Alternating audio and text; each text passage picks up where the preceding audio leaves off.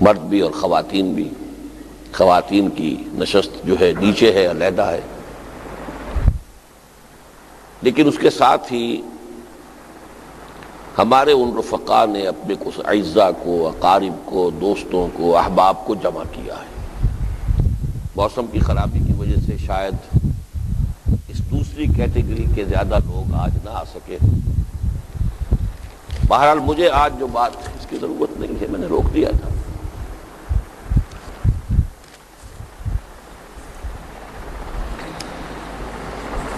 اس اعتبار سے تھوڑی سی دقت یہ ہے کہ مجھے کیونکہ اصلاً اس وقت انہی کو مخاطب سمجھنا ہے کہ جو ہمارے اس وقت مہمانوں کی حیثیت رکھتے ہیں، لہذا کافی چیزوں کو ایک ہی خطاب میں مجھے جمع کرنا پڑے گا، اور یہ چیز ہے کہ جس کو میں کہہ رہا ہوں کہ اس وقت وہ دقت طلب ہے. لیکن میں جہاں سے آغاز کر رہا ہوں وہ ایک لفظ ہے کہ جو ہر شخص کو محبوب ہے، ہر شخص کا پسندیدہ لفظ ہے، قطع نظر اس سے کہ وہ مسلمان ہو، غیر مسلم ہو، مومن ہو، کافر ہو، منافق ہو، سب کی مشترک محبوب شے کامیابی. ہر شخص کامیاب ہونا چاہتا ہے. قومیں کامیابی چاہتی ہیں، ملک کامیاب ہونا چاہتے ہیں، تنظیمیں اور جماعتیں کامیاب ہونا چاہتی ہیں. کامیابی جو ہے یہ تمام انسانوں کا کامیابی، پہلے اس میں لفظ کام ہے، ہر ایک نے اپنے لیے کوئی کام معین کیا ہے، کوئی ہدف ہے، کوئی مقصد ہے. یابی اس کو پا لینا، کمیابی وہ شے جو کم ملتی ہو. کامیابی کام حاصل کر لینا، کام پورا کر لینا، مقصد کو حاصل کر لینا. یہ گویا کہ ہر شخص اپنی اپنی سطح پر، اپنی اپنی بساط کے مطابق، اپنی اپنی سوچ کے مطابق، اپنے اپنے لیول آف کانشسنس، اپنے اپنے شعور کے مطابق مختلف ہیں. لوگوں کے شعور کی سطحیں مختلف ہیں، سوچ کے انداز مختلف ہیں، لیکن ایک شے مشترک ہے کہ ہر شخص اپنے فہم کے مطابق، اپنی شعور کی سطح کے مطابق، اپنے نظریات کے مطابق، اپنے اہداف کے مطابق کامیاب ہونا چاہتا ہے. اب اس کامیابی کا اگر ہم تجزیہ کریں تو اس کے 3 لیول بنتے ہیں، اور یہ نیچے سے اوپر کی طرف ہے. ایک ہے انفرادی کامیابی، ایک اس سے اوپر چلیے قومی یا ملکی سطح پر کامیابی، اس لیے کہ افراد جو ہیں وہ ایک قوم کے میں شامل ہیں، شریک ہیں.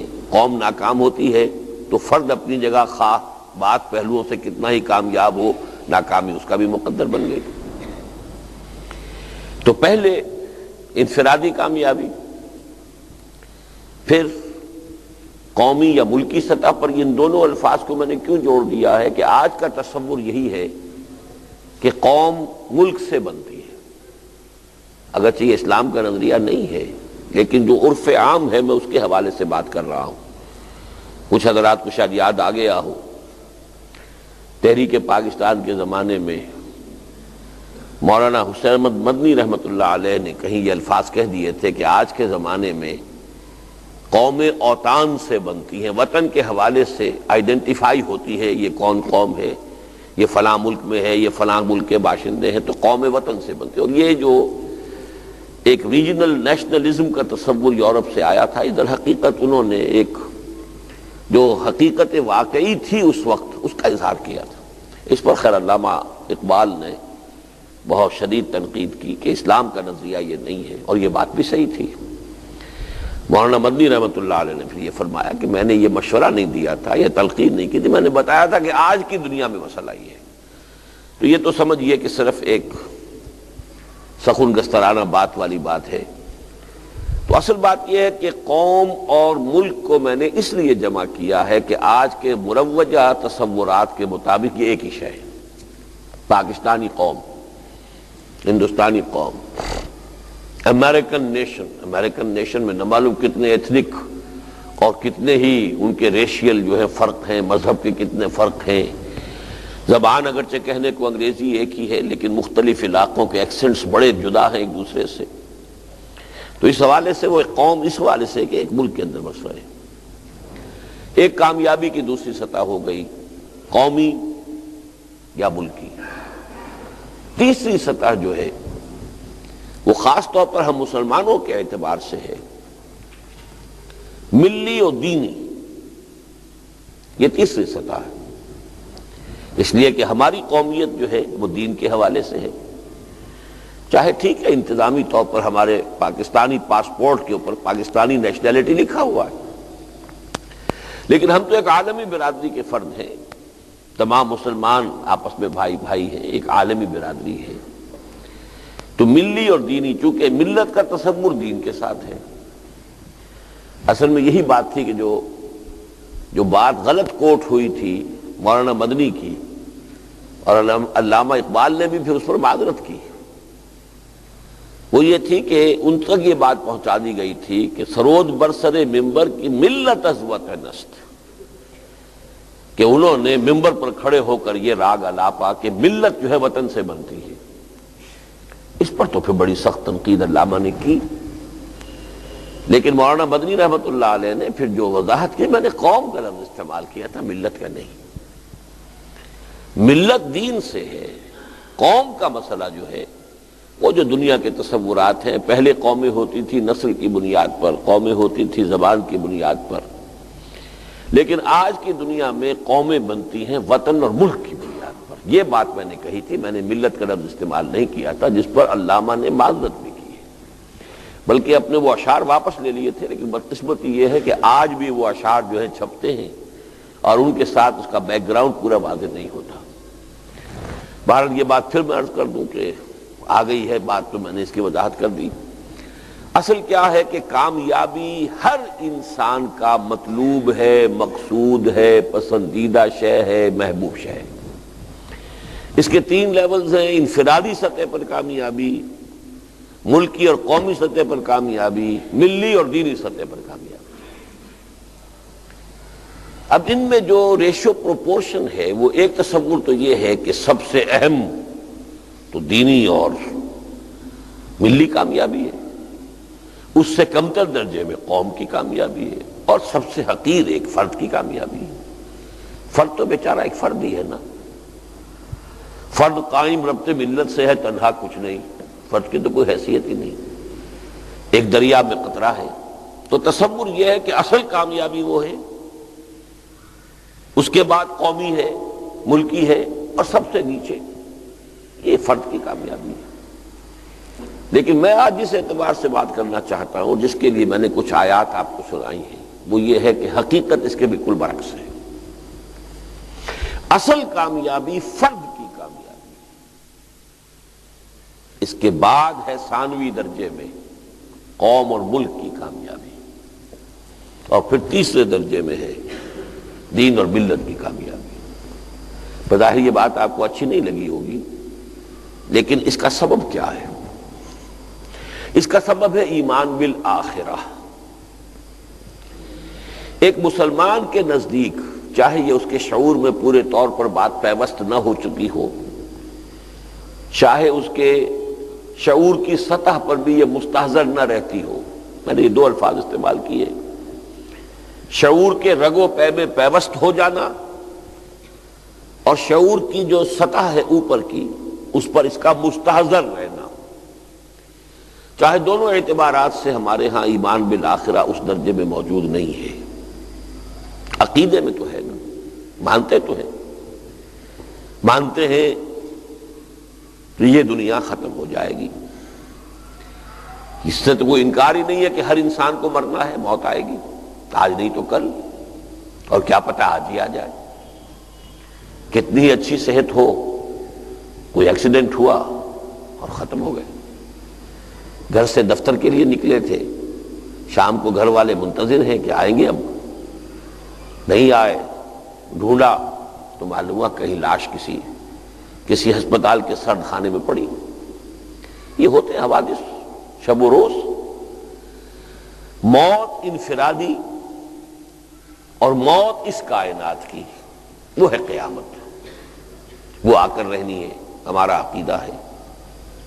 اور پھر بعث بعد الموت ہے، دوبارہ اٹھایا جانا ہے، پھر حشر ہے، جمع ہونا ہے، پھر حساب کتاب ہے، محاسبہ ہے، وزن اعمال ہے، پھر فیصلے ہیں جنت یا دوزخ کے۔ جیسا کہ حضور کا بالکل ابتدائی خطبہ، سیرت میں تو یہ واقعہ آپ نے پڑھا ہوگا کہ 2 مرتبہ حضور نے اپنے خاندان کے لوگوں کو جمع کیا، بنو ہاشم کو، اس لیے کہ قرآن مجید میں آیت آ گئی وَأَنذِرْ عَشِيرَتَكَ الْأَقْرَبِينَ، اے نبی اپنے قریبی رشتہ داروں کو خبردار کیجئے۔ تو آپ نے بنو ہاشم کو جمع کیا، حضرت علی کو حکم دیا کھانے کا بندوبست کرو، کھانا کھا لیا لوگوں نے۔ اب آپ کھڑے ہوئے کچھ کہنے کے لیے تو لوگوں نے سمجھ لیا کہ اب اپنی نبوت اور رسالت کا راگ الاپیں گے، ہوٹنگ کی، شور مچایا، چلے گئے، بات سنی۔ کچھ وقفہ دے کر دوبارہ بلایا۔ اب پھر جب کھانا کھا لیا، اب حضور پھر کھڑے ہوئے تو کچھ شرم آ گئی ہوگی کہ 2 مرتبہ کھانا کھا لیا ہے، آخر ان کی بات سن تو لے۔ تب آپ نے خطبہ ارشاد فرمایا، بڑا مختصر چند جملے ہیں، ان الرائد لا یکذب اہلہ۔ دیکھو کسی قافلے کا راہبر اپنے قافلے والوں کو دھوکہ نہیں دیا کرتا۔ اب آپ تصور کیجئے کہ عرب کا لق و دق صحرا، راستہ جاننے والے جو لوگ ہوتے تھے وہی ہوتے تھے کہ جو قافلوں کو لے کر چلتے تھے۔ اگر وہ بھٹکا دے تو سارا کا سارا قافلہ ختم۔ لہذا انتہائی معتمد، سب سے زیادہ اعتماد والا شخص ہوتا تھا جو رائد کہلاتا تھا۔ ان الرائد لا یکذب اہلہ، کبھی آپ نے دیکھا ہے کہ کسی رائد نے بھی اپنے قافلے والے کو دھوکہ دیا؟ اس میں حضور نے اشارہ کیا کہ میں رائد ہوں قافلہ انسانیت کا۔ واللہ لو کذبت الناس جميعا ما کذبتکم، خدا کی قسم اگر میں تمام انسانوں سے جھوٹ بول سکتا بالفرض، تب بھی آپ لوگوں سے کبھی جھوٹ نہ بولتا۔ You are my kith and kin, تم تو میرے اعزا ہو، اقارب ہو۔ اگر بالفرض محال میں پوری انسانیت کے سامنے جھوٹ بول سکتا، تب بھی تم سے کبھی جھوٹ نہ کہتا۔ وَلَوْ غَرَرْتُ النَّاسَ جَمِيعًا مَا غَرَرْتُكُمْ، اور اگر تمام انسانوں کو دھوکہ دے سکتا تب بھی تمہیں کبھی نہ دیتا۔ یہ تو تمہید تھی۔ اب دعوت شروع ہوئی، واللہ الذی لا الہ الا ہو، اس اللہ کی قسم کی جس کے سوا کوئی معبود نہیں۔ توحید آ گئی نا۔ انی لرسول اللہ الیکم خاصۃ والی الناس کافۃ، میں یقیناً اللہ کا رسول ہوں تمہاری طرف خاص طور پر اور پوری نوع انسانی کی طرف عام طور پر۔ یہ رسالت آ گئی ایک ایک جملے میں، ایک ایک گھنٹے کی تقریر نہیں ہماری طرح، ایک ایک جملے میں۔ زبان ان کی عربی، لسان نبوت سے موتی جھڑ رہے ہیں، مانے نہ مانے ان سب کے دلوں میں تو جا کر وہ لفظ پیوست ہو رہے ہیں، چاہے اپنی ضد ہے، ہٹ درمی ہے۔ واللہ الذی لا الہ الا ہو، توحید۔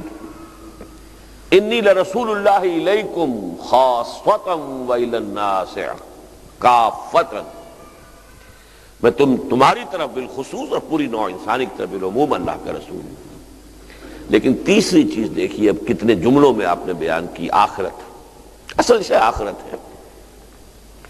واللہ لتموتن کما تنامون ثم لتبعثن کما تستيقظون ثم لتحسبن بما تعملون ثم لتجزون بالاحسان احسانا وبالسوء سوءا وانها لجنة ابدا او لنار ابدا۔ 6 جملے ہیں آخرت پر اور قیامت پر، ایک جملہ رسالت پر، ایک جملہ توحید پر۔ یہ ریشو پروپورشن میں نے چاہا ہے کہ آپ سمجھ لیں کہ دین میں عملی اعتبار، ویسے نظری اعتبار سے، اصولی اعتبار سے تو اصل چیز ہے توحید،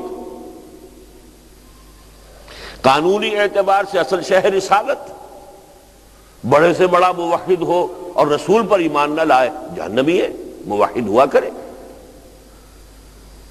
لیکن عملی اعتبار سے، کامیابی کے اعتبار سے اہم ترین شے ایمان بالآخرہ ہے،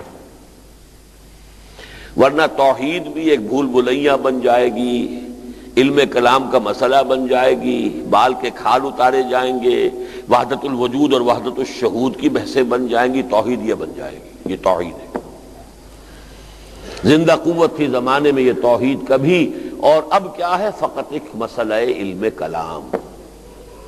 اگر آخرت کا یقین نہیں تو توحید یہ شکل اختیار کر لے گی۔ ایمان بالرسالت کیا شکل اختیار کرے گا؟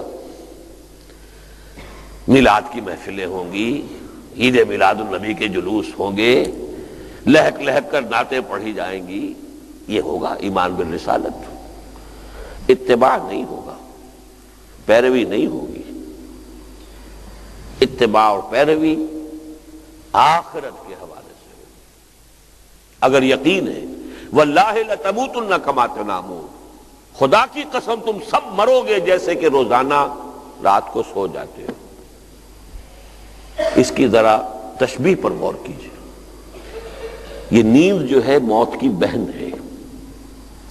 قرآن مجید میں اس کے لیے لفظ آیا ہے اللہ یتوفی الانفس حین موتها والذی لم تمت فی منامها، اللہ جانوں کو قبض کر لیتا ہے موت کے وقت، اور جن کے ابھی موت کا وقت نہ آیا ہو نیند کے اندر۔ شعور آپ کا ختم ہو گیا تو حقیقی شے تو شعور ہے۔ تو یہ موت کی بہن ہے، اس سے تشبیہ دی ہے۔ واللہ لتموتن کما تنامون ثم لتبعثن کما تستيقظون، اور پھر لازماً تمہیں اٹھا لیا جائے گا جیسے روزانہ صبح بیدار ہو جاتے ہو۔ ثم لتحسبن بما تعملون، پھر تم سے حساب لیا جائے گا اس کا جو تم کر رہے ہو۔ ثم لتجزون، پھر تمہیں لازماً بدلہ دیا جائے گا بالاحسان احسانا وبالسوء سوءا، بھلائی کا بھلا بدلہ، برائی کی بری سزا۔ وَإِنَّهَا لَجَنَّةٌ أَبَدًا أَوْ لَنَارٌ أَبَدًا، اور پھر یا تو وہ جنت ہے ہمیشہ ہمیش کے لیے، اور یا آگ ہے ہمیشہ ہمیش کے لیے۔ یہ ہے ابتدائی، میرا خیال میں خطبہ اولا اس کو کہنا چاہیے حضور کا، جو آپ نے اس حکم کے بعد ارشاد فرمایا وَأَنذِرْ عَشِيرَتَكَ الْأَقْرَبِينَ، اور ظاہر بات انذار کا تعلق ہے ہی آخرت کے ساتھ۔ خبردار کیجئے، نیند کے ماتوں کو جگائیے، ہوش میں لائیے۔ تو میں نے جو کچھ عرض کیا اب اس کی کڑیاں جوڑیے۔ ایک شے جو ہم سب کے لیے نزدیک محمود ہے، مقصود ہے، مطلوب ہے، کامیابی۔ کامیابی کے تین لیول، انفرادی، قومی اور ملکی، اور تیسرا ملی اور دینی سطح پر۔ ایک اعتبار سے اہم ترین وہ ہے، بلند ترین وہ ہے دینی اور ملی سطح پر، اس سے نیچے آئیں تو پھر ہے قومی اور ملکی سطح پر، اس سے نیچے آئیں تو فرد کی ہے۔ لیکن دوسرے اعتبار سے فرد کے لیے اصل کامیابی جو ہے وہ اپنی کامیابی ہے، اور اس کا تعلق ہے ایمان بالآخرہ سے۔ اصل زندگی وہ ہے یہ نہیں، باقی ساری کامیابیوں کے تصورات اس زندگی سے متعلق ہے، اس کا اس زندگی سے کوئی تعلق نہیں۔ اس لیے میں نے آج آیات جو پڑھی ہیں ذرا نوٹ کیجئے ان کا کس قدر گہرا تعلق ہے۔ سورہ مریم کے آخری حصے کی ایک آیت ہے وَكُلُّهُمْ آتِيهِ يَوْمَ الْقِيَامَةِ فَرْدًا، قیامت کے دن ہر انسان ایک فرد کی حیثیت سے پیش ہوگا۔ وہ یہ نہیں کہہ سکتا میں فلاں کا بیٹا ہوں، یا فلاں کے میں قبیلے سے ہوں۔ فرد، تم کیا ہو؟ تھے تو آبا وہ تمہارے ہی، مگر تم کیا ہو؟ یہ تصور کہ وہاں کی مسئولیت خالص انفرادی ہے۔ اس کے کچھ دوسرے پہلو ہیں، وہ میں آج ادھر نہیں جاؤں گا، وہ علمی مباحث ہیں۔ اس وقت میں چاہتا ہوں کہ جو عملی پہلو ہے وہ سامنے آئے۔ اخروی محاسبہ جس پر کہ اخروی زندگی کی فلاح اور کامیابی اور ابدی کامیابی وہ ہے، دار و مدار ہے، اس کا تعلق فرد سے۔ کلہم آتی ہے یوم القیامت فردا۔ اس کا جو نتیجہ نکلتا ہے وہ ذرا عریاں الفاظ میں جو چبھیں گے، آپ کو چبھیں گے، لیکن قرآن مجید نے حقیقت کو عریاں بھی کر دیا ہے۔ جیسے نذیر عریاں کا لفظ آیا کرتا تھا، عرب میں رواج تھا کہ اگر کسی شخص کے پاس کوئی خبر پہنچ گئی کہ فلاں قبیلہ اب حملہ کرنے والا ہے، اتنی بڑی اہم خبر، اب کیسے سب قبیلے کو بتائیں، تو کسی اونچے مقام پر کھڑا ہو جاتا تھا کہ سب کو نظر آ جائے اور کپڑے اتار دے، الف ننگا ہو جاتا تھا، نذیر عریاں، ننگا خبردار کرنے والا۔ اب دیکھ رہے ہیں دور سے، وہ کہتا تھا واہ صباحا، نعرہ لگاتا تھا، ہائے وہ صبح جو آئے گی وہ تو بڑی غارت گری لے کر آئے گی، دشمن حملہ کرنے کا پروگرام بنا چکا ہے۔ تو جس تک آواز پہنچ گئی واہ صباحا، وہ بھی لپکا کہ کہاں کی خبر ہے، کون حملہ کرنے والا ہے، فوراً پہنچے۔ اور آواز نہیں پہنچی تو وہ دیکھ تو لیا کہ ننگا آدمی کھڑا ہے اوپر پہاڑ کی چوٹی کے اوپر۔ تو نذیر عریاں، حضور نے بھی اسی پر عمل کیا تھا، سوائے عریانی نکال دی بیچ میں سے۔ ظاہر بات ہے کہ آپ کے لیے ممکن ہی نہیں تھا، کوہ صفا پر کھڑے ہو کر وا صباحا کا نعرہ لگایا ہے۔ تو اس اعتبار سے انذار آخرہ کی اصل کامیابی وہ ہے، اور وہاں کی مصولیت انفرادی ہے۔ اس جملے میں تو جو کہ سورہ مریم کے آخر میں آیا ہے، کوئی بات ایسی نہیں کہ جو آپ کو چبھی ہو، لیکن اس کا پہلو جو چبھنے والا ہے وہ قرآن مجید میں دو جگہ بیان کیا ہے، اسی کو کھولا ہے، عریاں کیا ہے، ذرا لباس اوپر سے اتار دیا ہے کہ یہ انفرادی محاسبے کا کیا نتیجہ نکلتا ہے اس کو سمجھ لو۔ وَلَا يَسْأَلُ حَمِيمٌ حَمِيمًا، اس دن کوئی انتہائی گرم جوش دوست بھی کسی دوسرے کی خبر نہیں لے گا۔ یبصرونہم، انہیں دکھا دیے جائیں گے، وہ ہے دوست، وہ ہے تمہارا ساتھی، لیکن ہر ایک کو نفسی نفسی پڑی ہوگی، کوئی کسی کی طرف دھیان دینے والا نہیں ہوگا۔ یہاں تک کہ یود المجرم یومئذ لو یفتدی من عذاب یومئذ ببنیہ، مجرم اس روز تمنا کرے گا کہ کاش میرے بیٹوں کو لے لو، جہنم میں جھونک دو، مجھے چھوڑ دو۔ چبھا ہے نا جملہ بیٹوں کے بارے میں، عزیز ترین متاع، لو یفتدی، فدیے میں میرے بیٹے لے لو، اس دن کے عذاب سے مجھے بچا دو۔ یود المجرم لو یفتدی من عذاب یومئذ ببنیہ وصاحبتہ واخیہ، اور لو میری جورو کو بھی جھونکو، میرے بھائی کو بھی جھونکو، مجھے بچاؤ۔ وفصیلتہ التی تؤویہ، اور میرے پورے کنبے قبیلے کو لے لو اور جھونک دو، مجھے بچا دو۔ ثم ینجیہ، لیکن کسی طرح مجھے نجات مل جائے، کلا ہرگز نہیں۔ اور یہاں بات ہو گئی نا، یہاں تو ساری محبتیں اور ساری دلداریاں اور دلجوئیاں اور لحاظ اور پاس اور حقوق کیا کریں جی، حقوق العباد ہیں، تو حقوق العباد سے کوئی فرصت ملے گی تو سوچیں گے نا کسی اور بات کی طرف۔ یہ ساری سوچ جو ہے وہ تو انہی رشتہ داریوں، انہی تعلقات، اور بھی مختلف انداز قرآن میں اختیار کیے گئے ہیں اس کے لیے، حدیث میں بھی آئے ہیں، لیکن میں ادھر نہیں جانا چاہتا، صرف ان دو آیات، دو مقامات پر جو آیات آئی ہیں۔ وَلَا يَسْأَلُ حَمِيمٌ حَمِيمًا يُبَصَّرُونَهُمْ، دکھا بھی دیے جائیں گے، حسرت ہو جائے، یہ میرا وہ لاڈلا، میرا بیٹا جس کے لیے میں نے اپنے آپ کو انویسٹ کر دیا تھا، آج میری طرف دیکھ بھی نہیں رہا، تاکہ حسرت ہو۔ جیسے کہ بہت سے لوگوں کو بڑھاپے میں حسرتیں ہوتی ہیں، جس اولاد کے لیے اپنے آپ کو کھپا دیا، پھر بڑھاپے میں جو سلوک وہ کرتی ہے، حسرت ہوتی ہے کہ نہیں؟ ہم نے تو اپنے آپ کو گلا دیا ان کے لیے، اور یہ ہمارے ساتھ کیا کر رہے ہیں؟ یبصرونہم، دکھا دیے جائیں گے وہ انہیں۔ یود المجرم لو یفتدی من عذاب یومئذ ببنیہ وصاحبتہ واخیہ وفصیلتہ التی تؤویہ. یہ فصیلتہ التی تؤویہ کا اصل مفہوم آج ہم نہیں سمجھ سکتے. یہ قبائلی زندگی میں ہوتا تھا. قبیلہ پناہ گاہ ہوتا تھا انسان کے لیے، محافظ ہوتا تھا اس کی عزت کا، اس کی آبرو کا.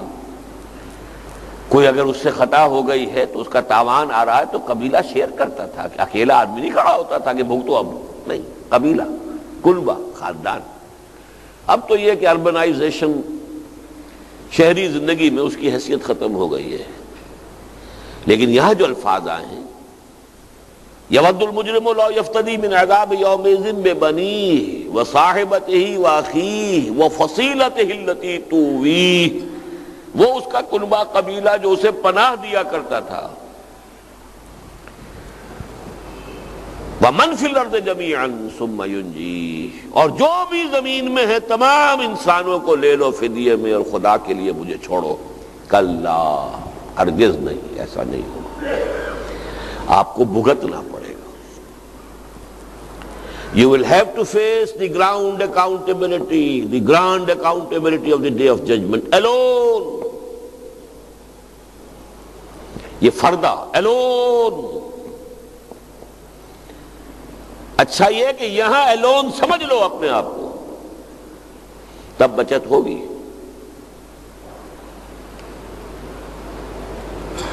ذہناً،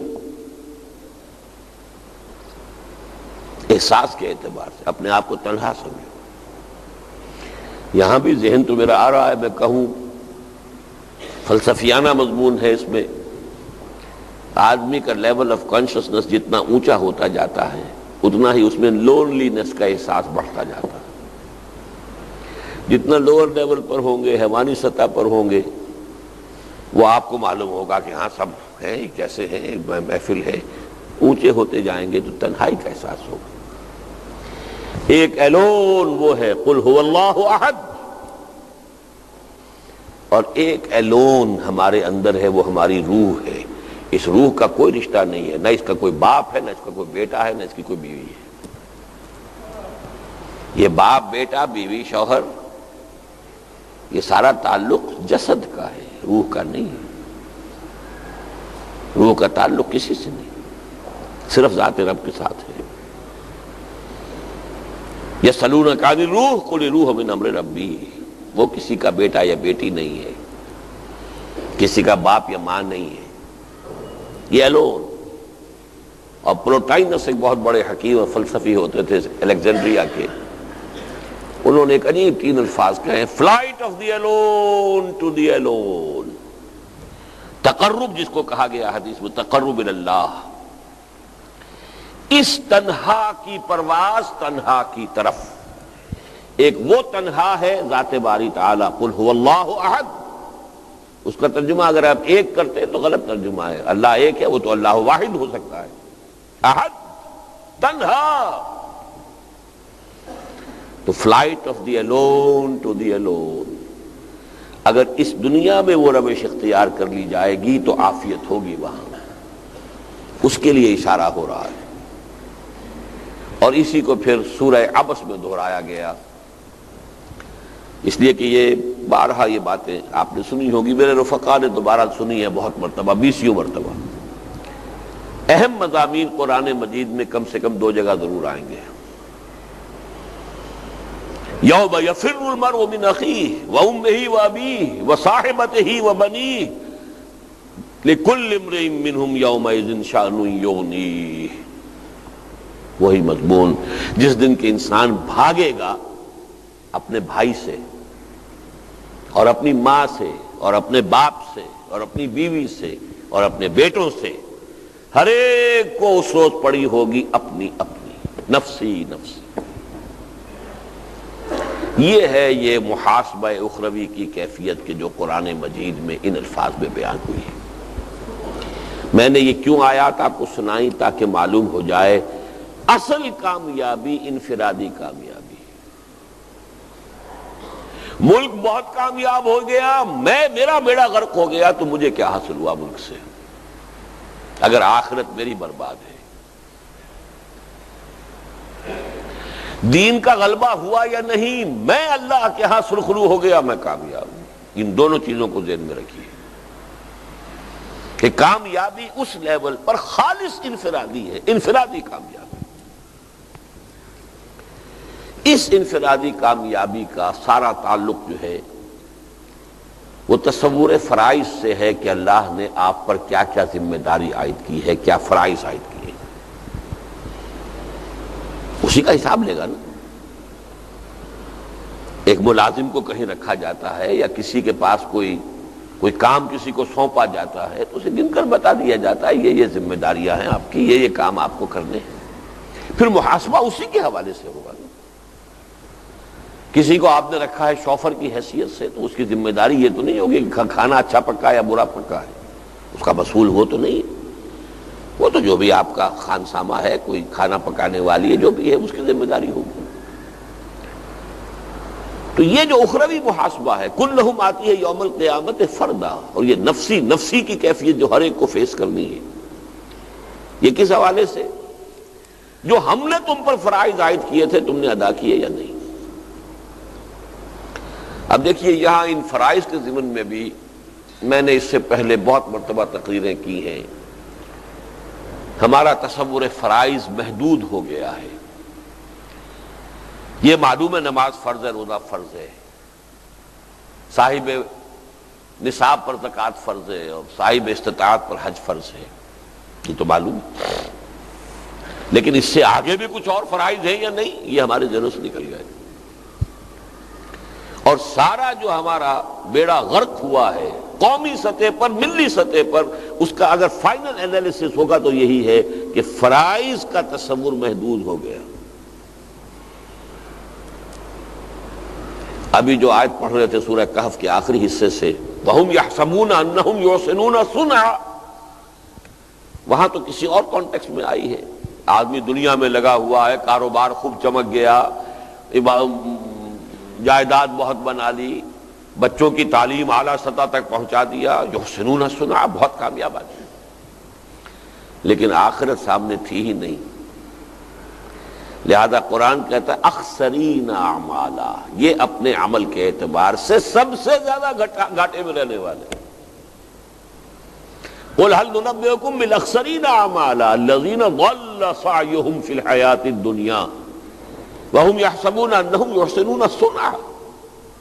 میں یہاں کسی اور کانٹیکسٹ میں کہہ رہا ہوں۔ ایک شخص کہتا ہے میں 5 وقت نماز پڑھتا ہوں، بلکہ تہجد بھی پڑھتا ہوں، اشراق بھی پڑھتا ہوں، عوامی کے نفل بھی پڑھتا ہوں، روزے پورے رکھتا ہوں، 13ویں 14ویں 15ویں کے روزے بھی رکھتا ہوں، یا پیر اور جمعرات کے روزے بھی رکھتا ہوں، زکوٰۃ میں دیتا ہوں، یا میرے پاس ہے ہی نہیں کہ زکوٰۃ میں دوں۔ یہ ساری چیزیں میں کر رہا ہوں تو مطمئن ہے، مگن ہے۔ شراب میں نہیں پیتا، سود کا کوئی کاروبار میں نہیں کر رہا، چاہے روکھی آ رہی ہے سوکھی آ رہی ہے، یہ میں اس کی بات کر رہا ہوں، ابھی ان کی بات نہیں کر رہا کہ جو حلوے مانڈے کے لیے سودی کاروبار بھی کر رہے ہیں، یا اور بھی اپنی اولاد کے لیے آسائشیں اور ان کی فرمائشیں پوری کرنے کے لیے وہ غبن بھی کر رہے ہیں، خیانتیں بھی کر رہے ہیں، دھوکے بھی دے رہے ہیں، رشوتیں بھی لے، ان کو میں نہیں اس وقت ٹچ کر رہا، ان کو تو چھوڑ دیجیے۔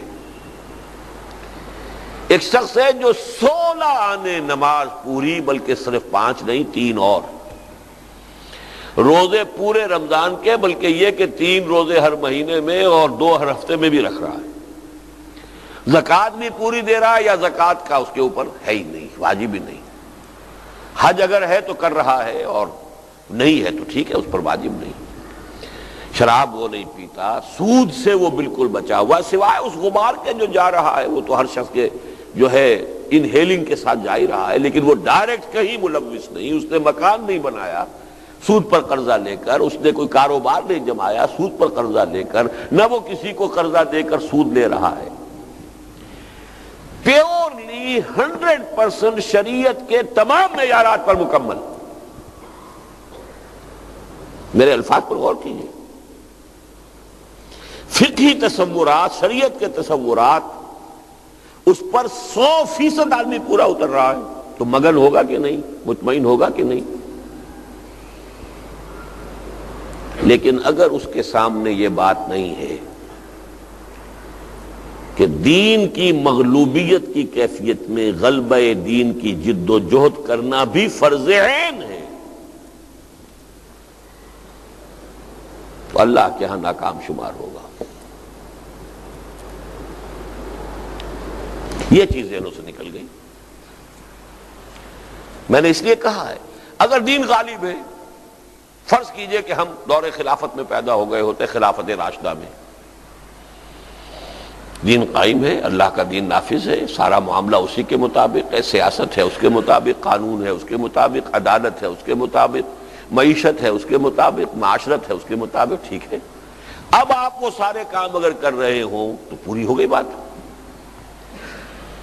زیادہ سے زیادہ یہ تھا کہ جو جہاد ہو رہا ہے، اگر ایک محاذ سے یہ آ گئی خبر کہ یہاں ابھی 10,000 آدمی اور چاہیے شام کے محاذ پر، حضرت خالد بن ولید کی طرف سے یا حضرت ابو عبیدہ بن الجراح کی طرف سے ڈیمانڈ آ گئی، اور یہاں حضرت عمر نے اعلان کیا اور 10,000 آدمی نکل آئے، باقی سب جو ہے نچند ہو کر سوئے اپنے گھروں کے اندر، ان کے اوپر فرض نہیں ہے۔ 10,000 چاہیے تھے، نکل گئے، فرض کفایہ ہے۔ اب وہ لوگ یہاں پر بیٹھے نوافل میں اپنے جی لگائیں، علمی کام کریں اور کوئی کام کریں، اچھا کاروبار کریں، کاروبار سے اچھی آمدنی ہو رہی ہو، حلال سے ہو رہی ہو، اچھا کھائیں، اچھا پیئیں، کس نے حرام کیا ہے؟ قل من حرم زینۃ اللہ التی اخرج لعبادہ والطیبات من الرزق۔ وہ رہبانیت اسلام میں تو ہے ہی نہیں کہ اچھا کھانا برا ہے یا اچھا پہننا برا ہے، ہرگز نہیں، اسلام میں رہبانیت نہیں ہے، حلال ذریعے سے کماؤ۔ لیکن کب؟ جبکہ دین غالب ہے، اور اگر دین مغلوب ہے تو اب فرض جو ہے، فرض اولین، اس کو غالب کرنے کی جد و جہد کرنا ہے۔ اس جد و جہد میں وقت لگے گا تو اچھا کیسے کھائیں گے، اچھا کیسے پہنیں گے؟ وہ تو وقت لگتا ہے، تو اچھا کمائیں گے، اچھا کھائیں گے، اچھا پہنیں گے۔ یہاں وقت اب لگ رہا ہے دین کو غالب کرنے کی جد و جہد میں۔ کیا اچھا کھانا اور اچھا پہننا صحابہ کے لیے حرام تھا؟ معاذ اللہ۔ کیا حضور کے لیے حرام تھا؟ کیسے کھائیں اور کیسے پہنیں جبکہ دین مغلوب ہے؟ کاروبار کر سکتے تھے حضور بھی، کاروبار آپ نے کیا ہے، وہی کی آمد سے پہلے بہترین سطح پر جو کام، بلند ترین سطح پر کاروبار تھا، وہ کر رہے تھے کہ نہیں کر رہے تھے؟ ایکسپورٹ امپورٹ ہی تھا نا، قافلے لے کر جا رہے ہیں، لے کر آ رہے ہیں۔ لیکن جب وہ فرض منصبی آ گیا، یا ایھا المدثر قم فانذر وربک فکبر، اب معلوم ہوا کہ اب تو اصل توانائی، اصل قوت، اصل وقت یہ تو ادھر لگنا ہے۔ اس ایک نقطے پر دار و مدار ہے ساری بات کا۔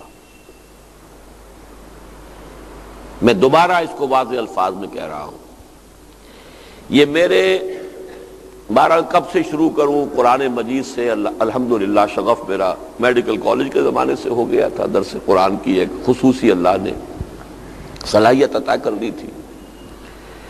وہاں سے گنوں گا تو ہو جائیں گے اب 50 سال کم سے کم۔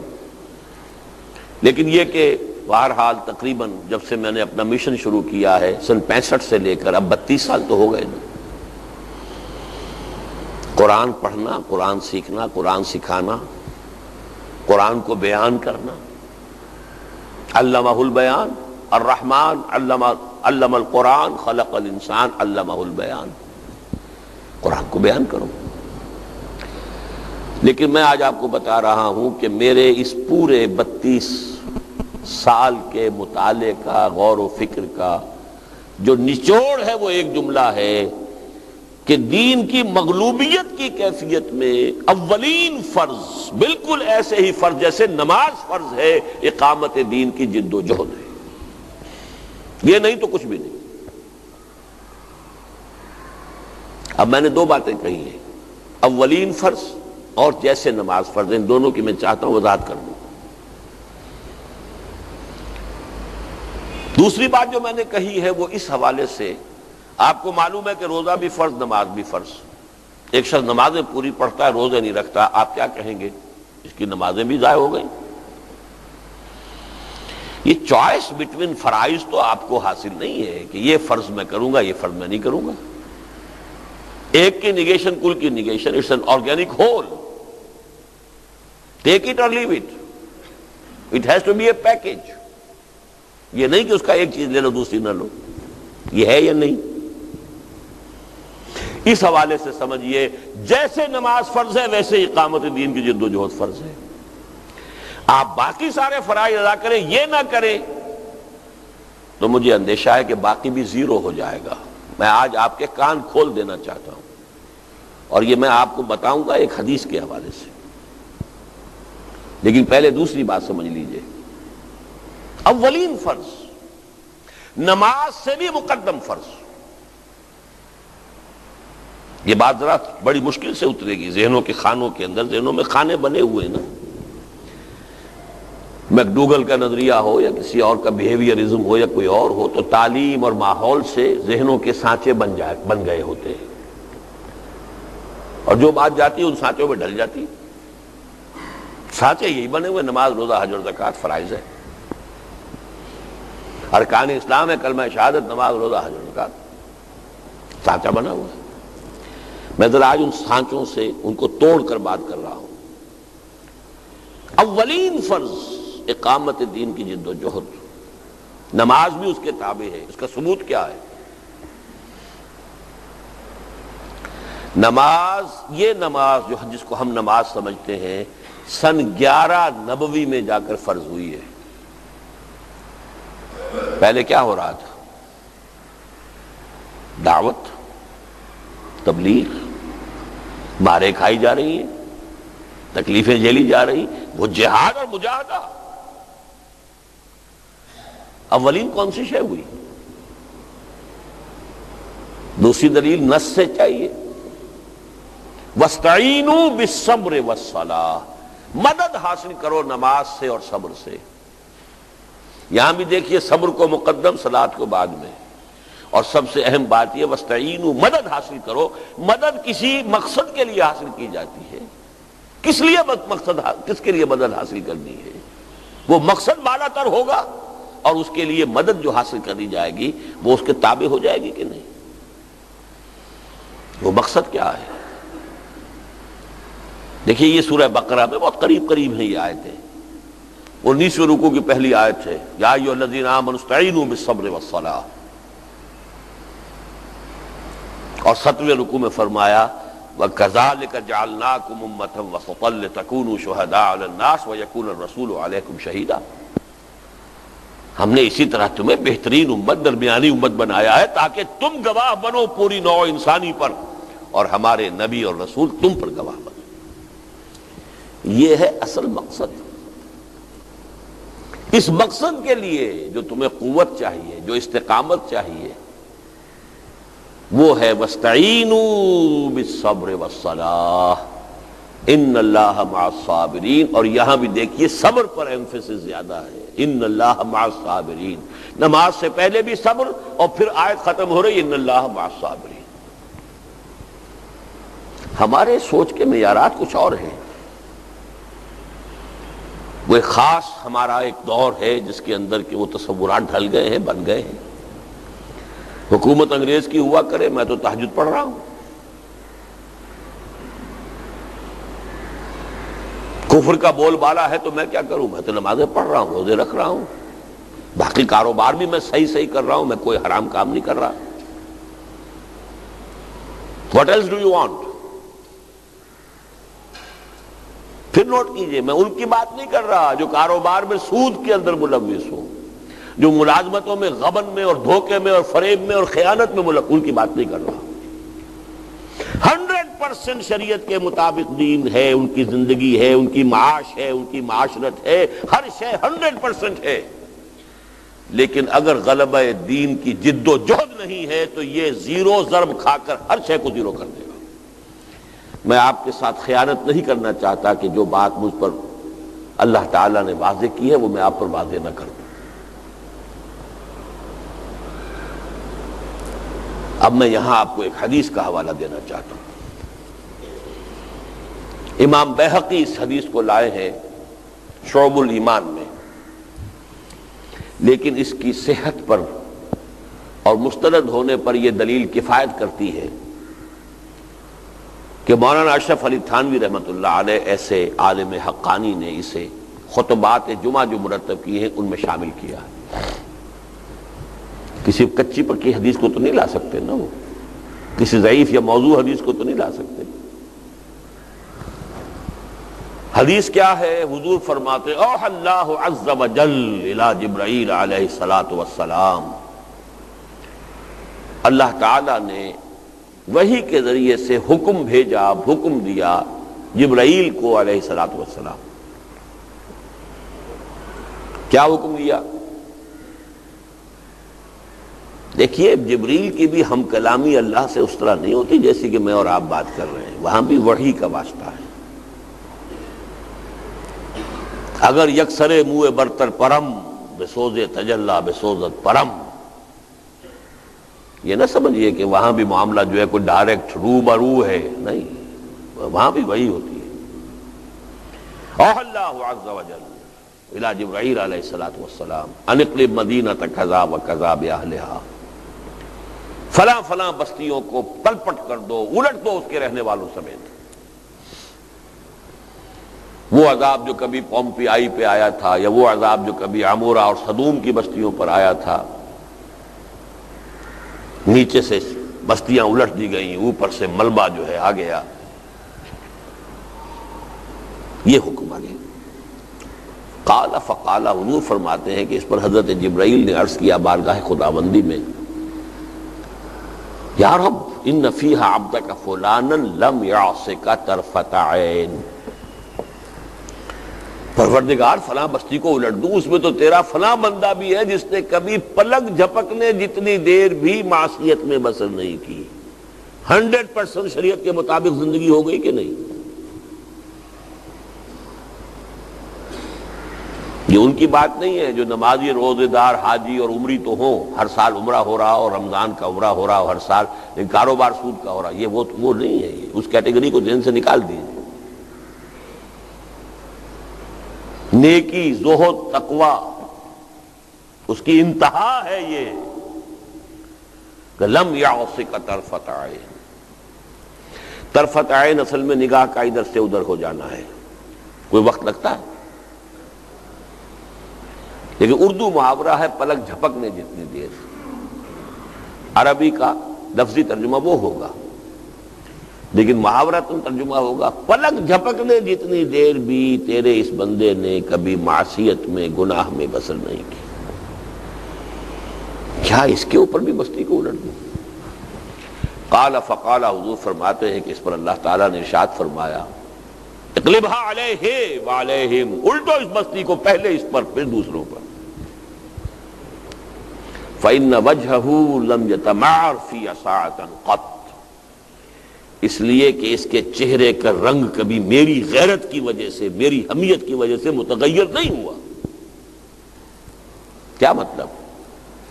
میرے احکام کی دھجیاں بکھرتی رہیں، میرے شاعر کا مذاق اڑایا جاتا رہا، میری شریعت پاؤں تلے روندی جاتی رہی، اور اس کے چہرے کا رنگ کبھی متغیر نہیں ہوا۔ انسان کو کم سے کم کمزور بھی ہو، کوئی شخص کسی کو فرض کیجئے ماں کی گالی دے دے، اب اگر تو اس میں جان ہے تو جانے نہیں دے گا اس کو، کہاں جائے گا گالی دے کر؟ اگر جان نہیں ہے فرض کیجئے، نہیں ہے طاقت، کمزور ہے، تب بھی یہ کہ چہرہ سرخ ہو جائے گا، اس کے جذبات کے اندر ایک طوفان آئے گا، اس کے اندر غیرت اور حمیت جوش مارے گی، پھر حسرت ہوگی کہ میں اس کا بدلہ نہیں لے سکتا، میں اس کی زبان بدی سے کھینچ نہیں سکتا، قہر درویش بر جانے درویش، لیکن یہ تو ہوگا نا کم سے کم۔ یہ بدبخت لگا رہا اپنی نیکی میں، اپنی نمازوں میں، اپنے روزوں میں، اپنے حجوں میں اور اپنے عمروں میں، اس کا دھیان ہی نہیں آیا کہ میری شریعت، میرا دین وہ کہاں ہے، وہ سربلند ہے یا پامال ہے۔ اقامت دین کا مطلب کیا؟ دین کو قائم کرنے کی جد و جہد، غلبہ دین کی جد و جہد۔ وہ جد و جہد کا عملاً تو تبھی ہوگا نا، تک شروع ہوگا جبکہ یہ غیرت ابھرے انسان کے اندر۔ پھر اس غیرت کے 3 مرحلے دیے گئے. دل میں یہ احساس ہو جائے، جذبات میں یہ غیرت ہو، حمیت ہو، یہ کم سے کم درجہ ہے، ابتدائی سٹیج ہے. اگلا درجہ پھر زبان انسان کھولے، غلط کو غلط کہے، تنقید کرے، نہی عن المنکر کرے، امر بالمعروف کرے، دعوت الی الخیر کرے. اور اس سے آگے یہ ہے کہ طاقت کے ساتھ منکرات کا استحصال کرے، جد و جہد کرے کہ پورا دین اپنی کلی شکل میں قائم ہو، نافذ ہو. یہ ہے وہ فرض عین کہ مغلوبیت دین کی کیفیت میں یوں بھی کہہ سکتے ہیں کہ اولین فرض یہ ہے. اور کم سے کم یہ سمجھیے، اگر یہ بھی نہیں سمجھیں گے تو میری بات بالکل سمجھ میں نہیں آئی، کہ کم سے کم یہ کہیں سمجھیے کہ اسی طرح فرض عین ہے جیسے نماز فرض عین. اولین کی بات تو سمجھ لیجئے کہ چلیے اس کا ایک فلسفہ ہے، اس کو سمجھنا ہوگا کہ وَاسْتَعِینُوا بِالصَّبْرِ وَالصَّلَاةِ آیا ہے تو کس چیز پر استعانت ہے. یہ 5 گانا نماز 11 برس تک نہیں تھی، اس سے پہلے کیا ہو رہا تھا، اس بحث کو چھوڑ دیجئے. لیکن یہ کم سے کم پہلی بات میری سمجھ لیجئے، دین غالب ہو تو بات اور ہے، دین مغلوب ہے تو اولین فرض بھی یا کم سے کم اس درجے میں کہ فرض عین ہے اسی طرح جیسے نماز، اقامت دین کی جد و جہد. البتہ اس میں یہ نوٹ کر لیجئے، دین کو قائم کر دینا فرض نہیں ہے. فرض تو وہ ہے نا جس پر محاسبہ ہوگا، یہ فرق ہو جائے گا. نماز پڑھنا فرض ہے، لازم ہے، دین کو قائم کر دینا فرض نہیں ہے. دین کو قائم کرنے کی جد و جہد کرتے رہنا فرض ہے.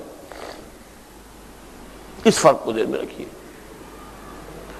ورنہ اگر اسے ہم فرض سمجھیں گے تو بہت سے نبی جو ہے وہ بھی ناکام، بظاہر ناکام دنیا سے چلے گئے. نہیں، آپ کا حساب یہ ہوگا کہ آپ میں جو کچھ ہم نے ڈالا تھا آپ نے وہ سب کچھ لگا دیا ہمارے لیے کہ نہیں. اللہ نے ڈالا ہے نا، کچھ صلاحیت دی ہے تو اللہ نے دی ہے، کوئی قوت دی ہے اللہ نے دی ہے، صحت دی ہے اللہ نے دی ہے، مال دیا ہے اللہ نے دیا ہے، اولاد دی ہے اللہ نے دی ہے. جو کچھ تمہیں دیا تھا تم نے ہمارے دین کی اقامت اور غلبے کی جد و جہد میں لگا دیا، کھپا دیا یا نہیں.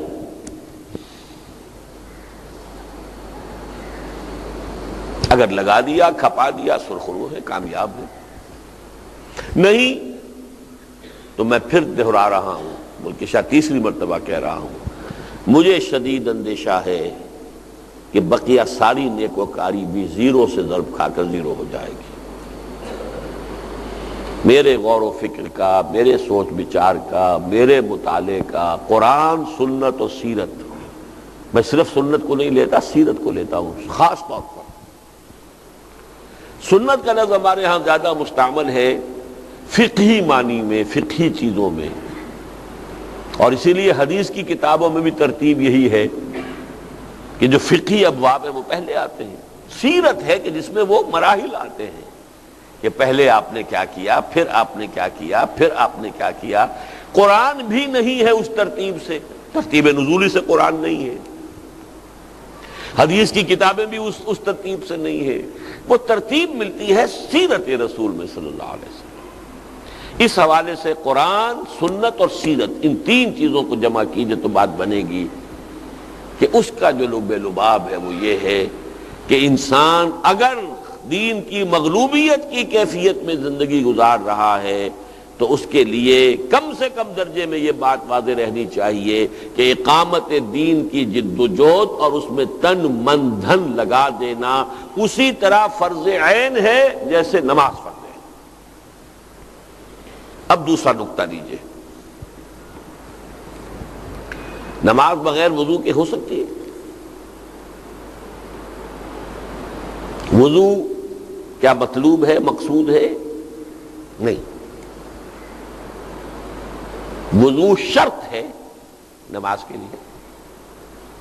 اصل مطلوب، اصل فرض نماز ہے. کتب علیکم الوضو تو کہیں نہیں آیا نا قرآن میں. اذا قمتم الى الصلاۃ فاغسلوا وجوہکم الی الآخر آیا. تو یہ نماز کے لیے ایک شرط ہے، نماز پڑھنی ہو تو یہ کرنا ہوگا، طہارت بھی اور پھر وضو بھی. جس طریقے سے نماز کے لیے وضو شرط ہے، ایسے ہی اقامت دین کی جد و جہد کے فرض عین کو ادا کرنے کے لیے التزام جماعت فرض ہے،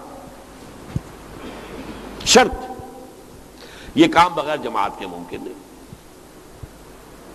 فرد کیسے کرے گا؟ البتہ اس کی تھوڑی سی وضاحت کر دوں گا میں بعد میں. اور آج ہی وہ نقطہ میرے ذہن میں آیا، پہلے نہیں آیا. اس طریقے سے میں نے ابھی چند منٹ پہلے بیٹھ کے وہاں پر میں نے یہ چند نوٹس لکھے تھے تو ایک نقطہ ذہن میں آیا ہے. آتے ہیں غیب سے یہ مضامین خیال میں. پہلے یہ بات سمجھ لیجئے کہ جیسے نماز فرض عین، اقامت دین کی جد و جہد فرض عین. جیسے نماز کے لیے وضو شرط، اقامت دین کی جد و جہد کے لیے التزام جماعت شرط. اب میں بہت طویل حوالے، علیکم بالجماعہ، جماعت تم پر لازم ہے، آمرکم بخمس بالجماعت والسمع والطاعت والہجرت والجہاد فی سبیل اللہ، یہ احادیث میں اس وقت بیان نہیں کر سکتا. اس پر بڑی مفصل تحریریں ہیں، تقریریں ہیں.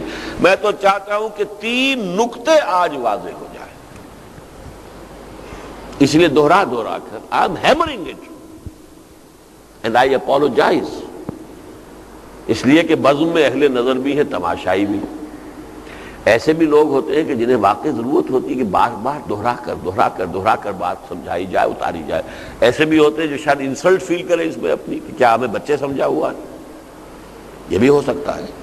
لیکن اس لیے معذرت کر رہا ہوں کہ میں اس کو ہیمر کرنا چاہتا ہوں، اس لیے کہ آسان کام نہیں ہے.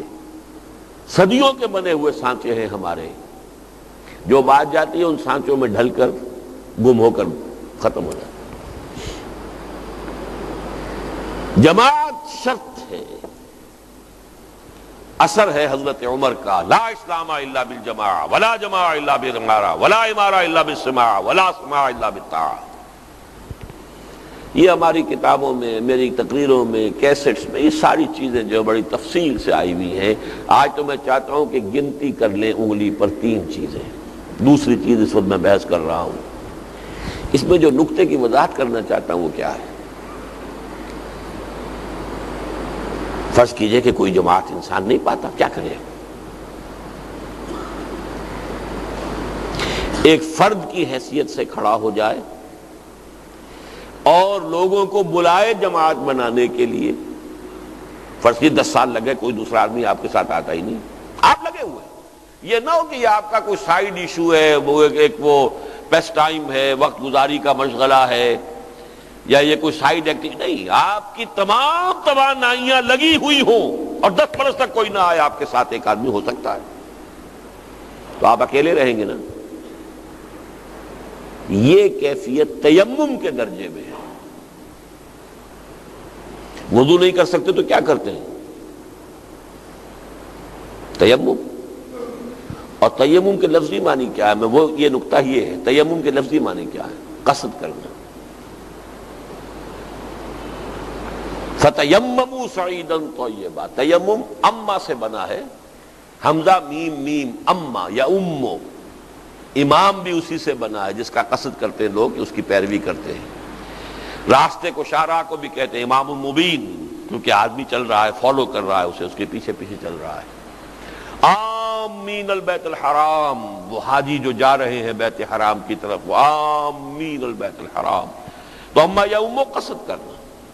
تیمم، وہ ارادہ کرو، قصد کرو، خود کھڑے ہو جاؤ. اکیلے بھی جماعت کے حکم میں ہو گئے.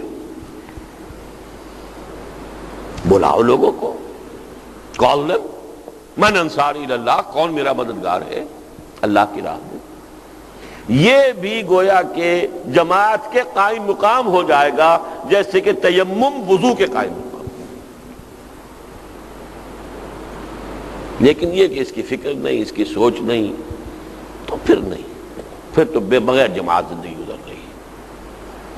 تو دوسرا نقطہ، پہلا یہ کہ دین کی مغلوبیت کی کیفیت میں اقامت دین کی جد و جہد، غلبہ دین کی جد و جہد، اس میں تن من دھن لگانا اسی طرح فرض عین ہے جیسے نماز.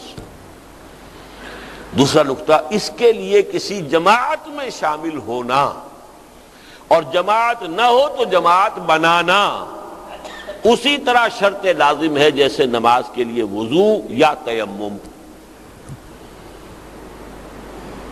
اب تیسرا نقطہ یہ کہ وہ جماعت کیسی ہونی چاہیے،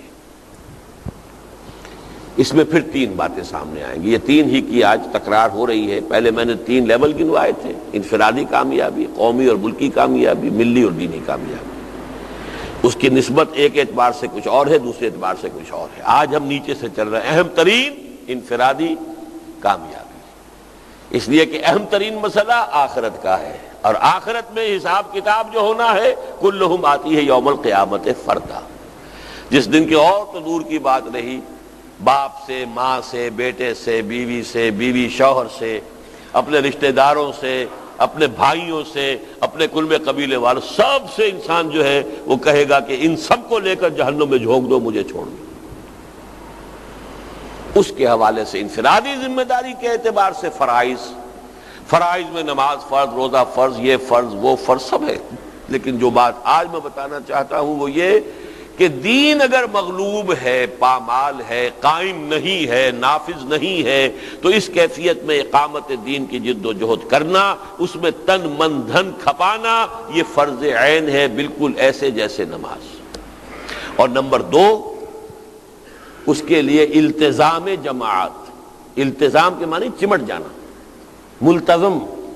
ملتزم بھی لوگ کہہ دیتے ہیں، ملتزم ہے اصل میں وہ جہاں جا کر لوگ چمٹ کر پھر خانہ کعبہ کے اس سے میں پھر چمٹ کر دعائیں مانگتے ہیں۔ التزام کے معنی چمٹ جانا، لزوم، لازم آ جانا، چپک جانا، چمٹ جانا، لزوم۔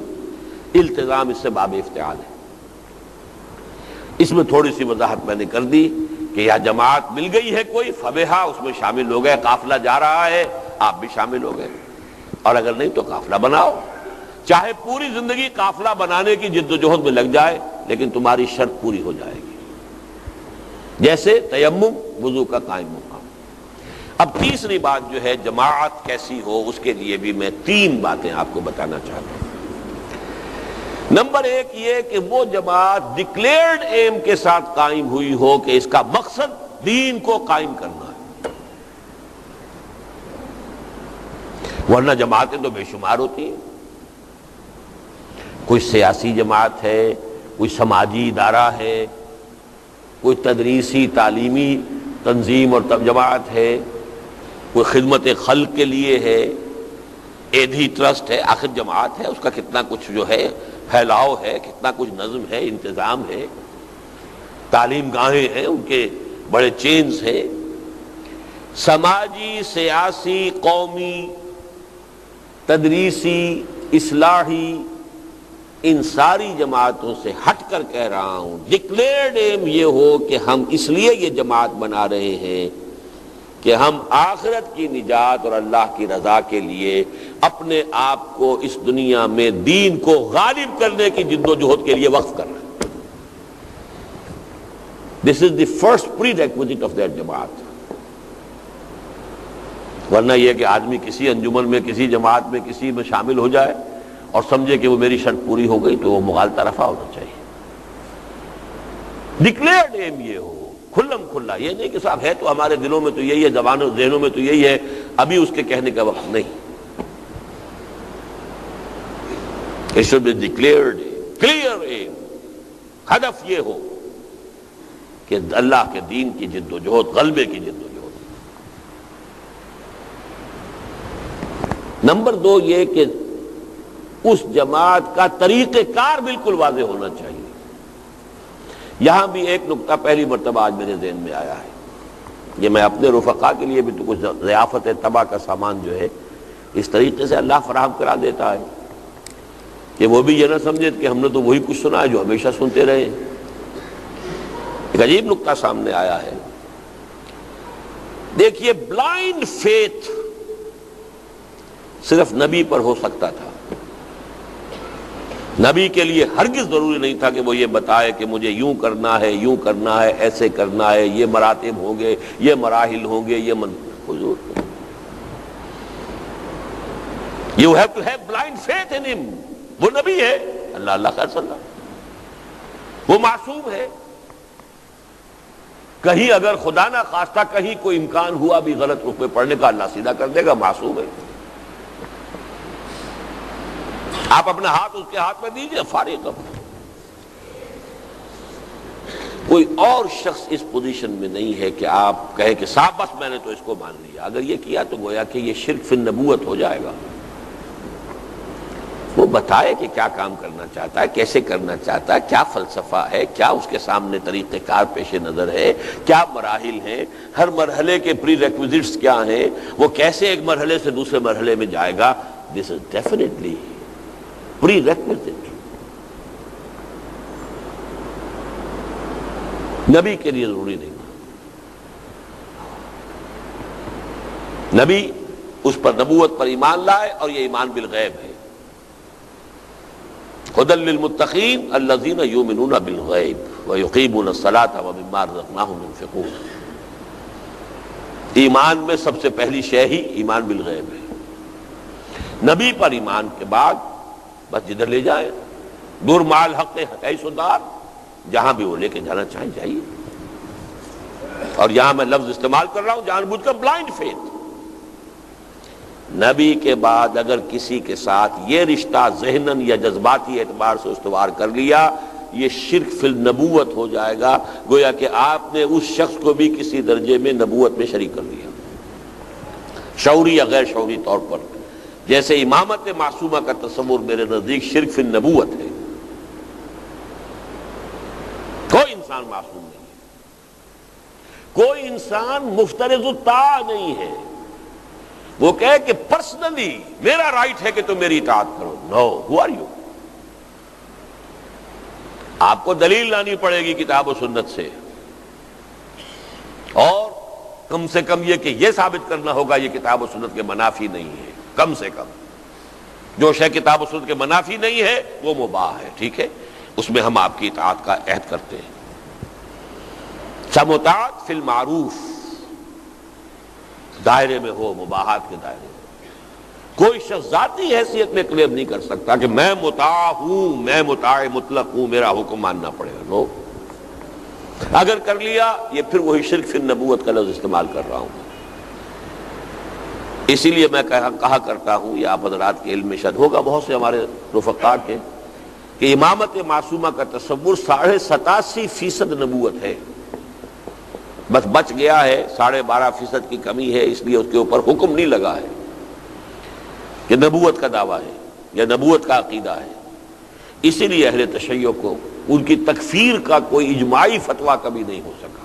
مختلف علماء نے اپنی رائے بھی ظاہر کی، اجماع نہیں ہو سکا کبھی. قادیانیوں کا ہو گیا، انہوں نے نبی کا لفظ استعمال کر لیا، بہت سہولت سے ہو گیا. لیکن 87.5% میں کیسے کاؤنٹ کرتا ہوں؟ 4 اوصاف ہیں لازمی نبی کے.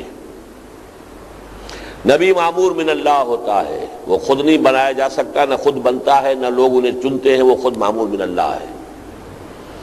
وہ مفترض الطاعہ ہے، ذاتی حیثیت میں اس کی اطاعت لازم ہے.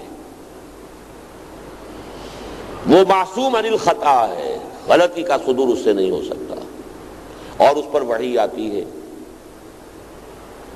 4 ہو گئے، 25% ہر ایک کو کاؤنٹ کر لیجئے. امامت معصومہ کا جو تصور ہے اس میں وہ معمور من اللہ ہے، 25% ہو گئے. مفترض الطاعہ ہے، 50% ہو گئے. وہ معصوم عن الخطا ہے، 75% ہو گئے. وہی تو نہیں وہ کہتے کہ ان پر آتی ہے، لیکن کہتے ہیں کہ وحی کے اصل مفہوم کو صرف وہ جانتے ہیں. قرآن کو انٹرپریٹ کرنے کا صرف انہیں حق ہے، کسی اور کو حق نہیں.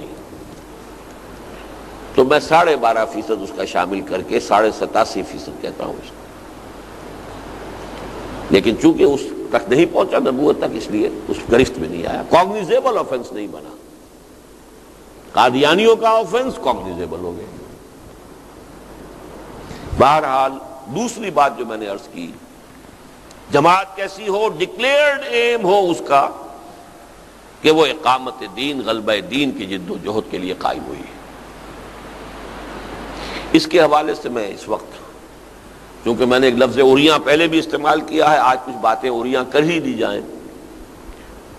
میں آپ سے صاف یہ بات بتا دینا چاہتا ہوں کہ کم سے کم پاکستان کی حد تک سوائے دو جماعتوں کے کسی تیسری جماعت کا ڈکلیئرڈ ایم یہ نہیں. ایک جماعت اسلامی، اس کا دستور لیجئے، اس کا پورا پڑھیے، یہ مقصد وہ ہے اس کا، قائم ہوئی اسی کام کے لیے. وہ سیاسی تحریک نہیں تھی، وہ سماجی تحریک نہیں تھی، وہ اصلاحی تحریک نہیں تھی، وہ تبلیغی تحریک نہیں تھی، وہ تعلیمی تحریک نہیں تھی. ان تمام سے ہٹ کر اقامت دین کی جد و جہد، حکومت الہیہ کا قیام، نظام خلافت کا قیام، جو بھی آپ کہہ لیں وہ تو یہ کہ ایک ہی شے کی تعبیر کے لیے الفاظ مختلف ہو سکتے ہیں. نظام مصطفیٰ کہہ لیں، نظام اسلام کہہ لیں، دین محمد کہہ لیں، دین اللہ کہہ لیں. یہ دین محمد بھی ہے، دین اللہ بھی ہے. اذا جاء نصر اللہ والفتح ورأیت الناس يدخلون فی دین اللہ افواجا. یہ دینی بھی ہے، میرا بھی دین ہے. اس اعتبار سے اس کی تعبیرات مختلف ہوں گی، لیکن اقامت دین، حکومت الہیہ کا قیام، اس پر بھی میری وہ منہج انقلاب نبوی میں پوری بحث موجود ہے. صرف دو جماعتیں، تیسری کوئی جماعت نہیں. تبلیغی جماعت ہے. اول تو اب وہ جماعت کے حکم میں بھی نہیں رہی، اس لیے کہ امارت کا معاملہ ان کے ہاں ختم کر دیا گیا. اور حضرت عمر کا میں آپ کو یہ اثر سنا چکا ہوں، لا اسلام الا بالجماع ولا جماع الا بالامارہ. امارہ اگر نہیں ہے، اب امارت کی بجائے انہوں نے ایک بورڈ بنا لیا ہے. امیر ایک شخص ہوتا ہے، 3 آدمی امیر نہیں ہوا کرتے. بہرحال اس کے علاوہ یہ کہ ڈکلیئرڈ ایم ان کا وہ نہیں ہے، چاہے دلوں میں ہو، لیکن یہ کہ ڈکلیئرڈ ایم وہ نہیں. باقی رہ گئی ہماری علماء کی تنظیمیں، وہ فرقے وارانہ ہیں. یہ دیوبندیوں کی ہے، یہ بریلویوں کی ہے، یہ اہل حدیثوں کی ہے، یہ شیعوں کی ہے. وہ تو اور نچلے درجے میں چلی گئی. صرف 2 جماعتیں ہیں، جماعت اسلامی اور تنظیم اسلامی. تیسری کوئی جماعت پاکستان میں اقامت دین کے ڈکلیئرڈ مقصد کے لیے قائم نہیں. اگرچہ آج ہی خبر سنی ہے کہ مولانا فضل الرحمان صاحب نے اعلان کیا ہے کہ اب ہم انتخابی سیاست کو تج رہے ہیں. وہ تج رہے ہیں یا انتخابی سیاست نے انہیں تج دیا ہے؟ بات تو ایک ہی ہے. اب ہم جو ہے انقلابی جد و جہد سے کام کریں گے. چلیے اچھا ہے، ہم تو اسے بھی ویلکم کہیں گے، لیکن قائم وہ اس کام کے لیے نہیں ہوئے تھے. یا تو ایک نئی جماعت بنائیں اس مقصد کے لیے کہ اب ہمیں صرف اقامت دین اور غلبہ جد و جہد کے دین کی یہ جماعت بنانی ہے. ٹھیک ہے، کسی جماعت کو یہ حق حاصل ہے کہ وہ کہے بس انا ولا غیری، بس میں ہی میں ہوں اور کوئی ہے ہی نہیں. وہ نبی کی جماعت ہوتی تھی. اب نبوت نہیں ہے، یہ کوئی نہیں کہہ سکتا. میں آپ سے کہہ رہا ہوں، میں تنظیم اسلامی کا امیر ہوں، تنظیم اسلامی میں نے قائم کی ہے، میرا خون پسینہ اس کی بنیادوں میں ہے، لیکن میں کہہ رہا ہوں جماعت اسلامی بھی اسی مقصد کے لیے قائم ہوئی تھی. لیکن یہ کہ تیسرے نمبر پر آج جو میں نے بتایا، آج کی خبر ہے، دیکھیں کب تک قائم رہتے ہیں. وہ تو حالات کے حوالے سے سیاسی لوگوں کے رخ جو ہے وہ بدلتے رہتے ہیں. پہلی بات میں نے عرض کی کہ ڈکلیئرڈ ایم ہو اقامت دین کا. دوسرا، طریقہ کار واضح. مولانا مودودی نے سن 40 میں یا 41 میں جماعت قائم کی. سن 40 میں انہوں نے وہ تقریر کی تھی، اسلامی حکومت کیسے قائم ہوتی ہے. اسٹریچی ہال، علی گڑھ، اپنا پورا نقشہ، ایک صالح جماعت کی ضرورت نامی کتابچہ، اور اسلامی حکومت کیسے قائم ہوتی ہے. ان دونوں میں انہوں نے اپنا پورا جو ہے اسپیل کر دیا، اس کو واضح کر دیا، بیان کر دیا. اس طور سے کرنا. یہ دوسری بات ہے، یہ میری رائے ہے، کوئی اس کو صحیح سمجھے نہ سمجھے. میری کتابیں اس موضوع پر موجود ہیں، تحریک جماعت اسلامی ایک تحقیقی مطالعہ وغیرہ، کہ پاکستان بننے کے بعد وہ بھی 2 سال 3 سال اسی رخ پر رہے ہیں. لیکن سن 51 میں الیکشن کے میدان میں آ کر اب ایک پولیٹیکل پارٹی کی شکل اختیار کر لی. یہ میری رائے ہے. اب بھی اگر کوئی شخص یہ سمجھتا ہے کہ نہیں وہ طریقہ کار صحیح ہے اور وہ وہی طریقہ کار ہے جو تھا، تو ٹھیک ہے. اسے اگر وہ اپنے اس دیانت دارانہ رائے کی بنا پر جماعت اسلامی میں شامل رہتا ہے، مجھے کوئی اعتراض نہیں. لیکن شمولیت کا مطلب یہ نہیں ہے کہ کاروبار دھندے ہو رہے ہیں چندے دے دیے، صرف دھندوں کے ساتھ چندے نہیں، شامل ہو اس کی پالیسی میکنگ میں، ڈیسیجن میکنگ میں ان کا حصہ ہو، اس کے ڈسپلن میں ہو، یہ شمولیت ہے۔ شمولیت صرف تعاون کو نہیں کہتے، تعاون تو آپ بہت سی جماعتوں سے کر سکتے ہیں، تعاون البر والتقوی ولا تعاون علی الاثم والعدوان، لیکن ایک جماعت میں ایک ہی میں رہ سکتے، دو میں نہیں رہ سکتے۔ جماعت اور ڈسپلن ایک پارٹی کا نام ہے، ایک ہی ڈسپلن آپ پورا کر دیں، نبھا دیں تو بڑی بات ہے، دو کے ڈسپلن کیسے پورے کریں گے؟ ناممکن ہے، ٹکرائیں گے وہ آپس میں ایک دوسرے سے، دو کشتیوں میں سوار نہیں ہو سکتے۔ جماعت ایک ہی ہوگی، البتہ ایک جماعت میں رہتے ہوئے دوسروں کے ساتھ تعاون، وقتی تعاون، فوری تعاون، جہاں جہاں جزوی طور پر ان کے ساتھ تعاون، یہ ہو سکتا ہے۔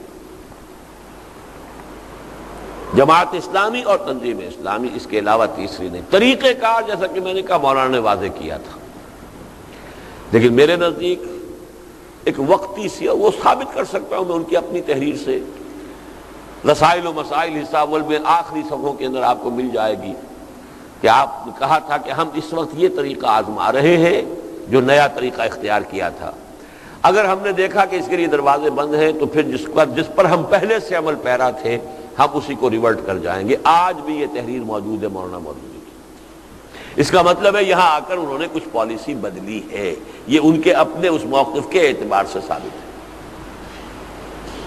طریقہ کار کے معاملے میں، باقی اب بھی ہدف ان کا وہی ہے، اس میں کوئی شک نہیں۔ تیسری چیز یہ ہے کہ اس جماعت کی تاسیس کیسے ہو، کس بنیاد پر ہو، آرگنائزیشنل سٹرکچر کیا ہو۔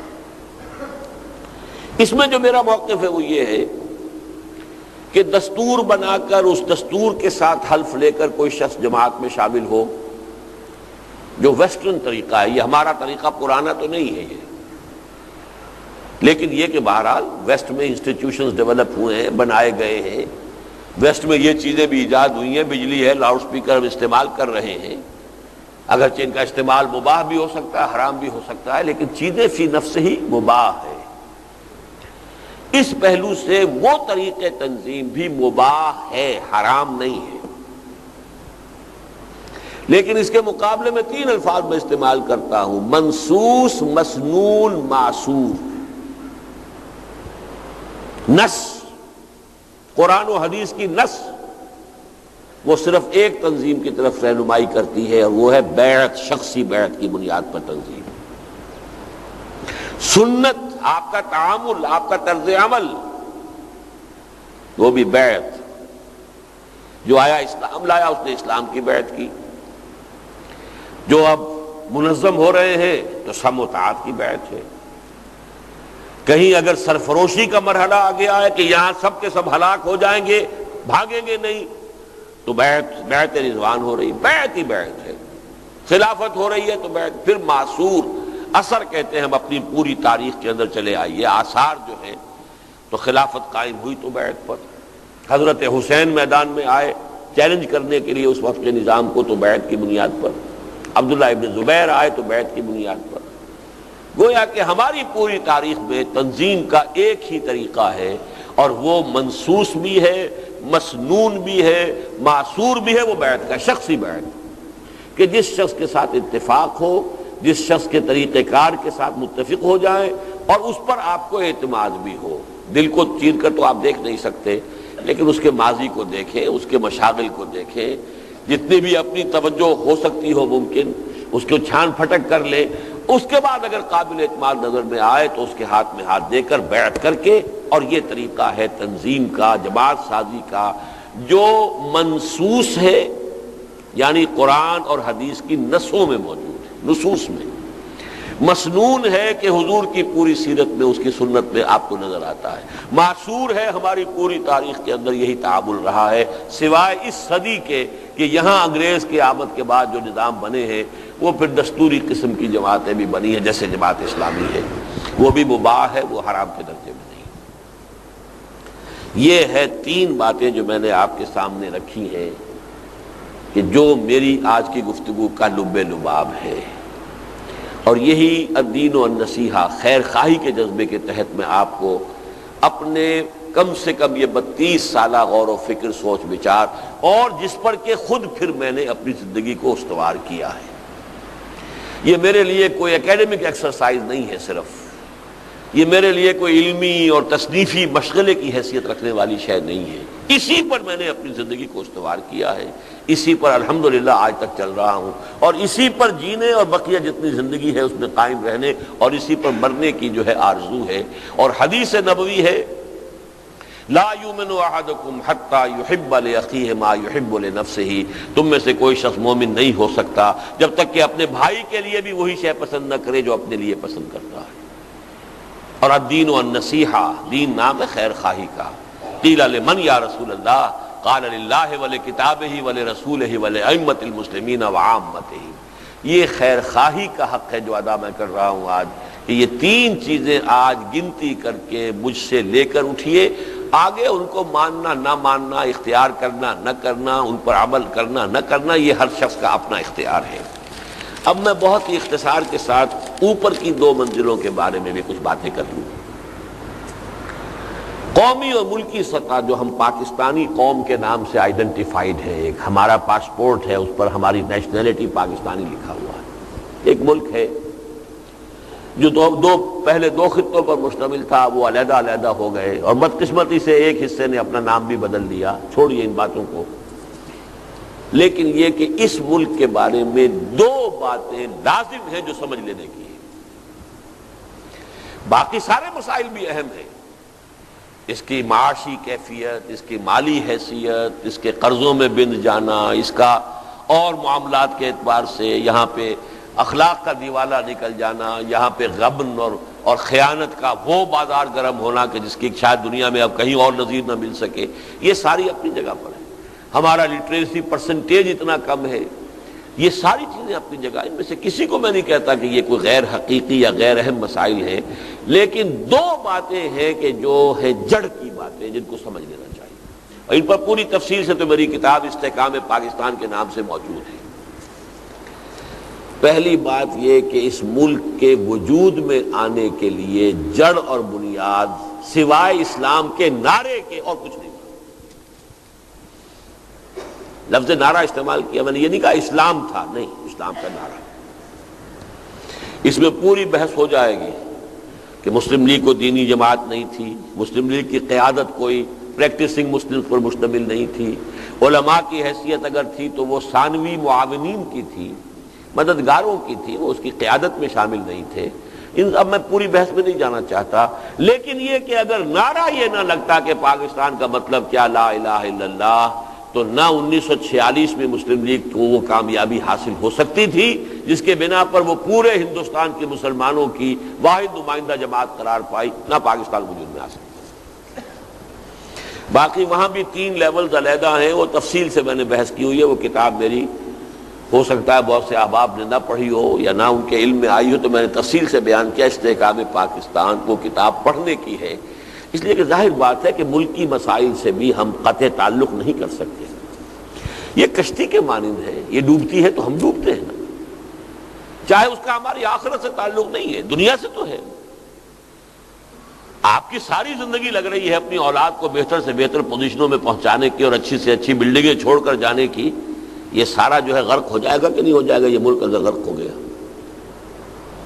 کون آ کے آباد ہوں گے یہاں پہ کیا معلوم؟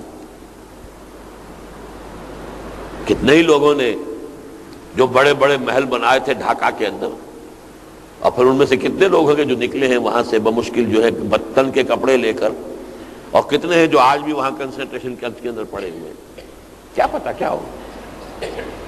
تو یہ ڈی فیکٹو اصل مسئلہ آخرت کا ہے، اس کی تو میں بات کر چکا۔ یہ ملک ڈوبتا ہے تب بھی اور رہتا ہے تب بھی، اصل مسئلہ ہمارا آخرت کا ہے۔ لیکن دنیاوی اعتبار سے ہماری ساری سوچ جو ہے جس کی پرگرد ہے، لیکن وہ ہم اپنے ذاتی مکان بنا لینے کو، بنگلے بنا لینے کو، کاروبار جما لینے کو یہ دیکھ رہے ہیں، یہ نہیں دیکھ رہے کہ جس کشتی میں یہ سب کچھ رکھ رہے ہیں۔ میں باہر جا کر کہتا ہوں تم یہاں پہ محنتیں کر رہے ہو، دن رات کی کوششیں سعودی عرب میں کر رہے ہیں، فلاں جگہ کر رہے ہیں، یہاں کر رہے ہیں، امریکہ میں کر رہے ہیں، اور کما کما کے جو ہے دن رات خون پسینہ ایک کر کے پاکستان بھیج رہے ہیں۔ میں نے کہا جس جہاز میں یہ سب کچھ وہاں رکھ رہے ہیں وہ جہاز ڈوب گیا تو کیا ہوگا؟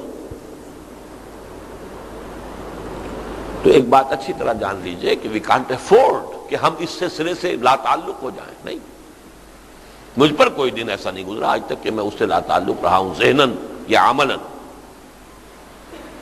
لیکن ایک بات یہ کہ اس ملک کے وجود میں آنے کا ذریعہ اسلام کا نعرہ تھا، اور اس ملک کے بقا اور استحکام کی بنیاد صرف اسلام ہوگا، لیکن حقیقی اور عملی اسلام۔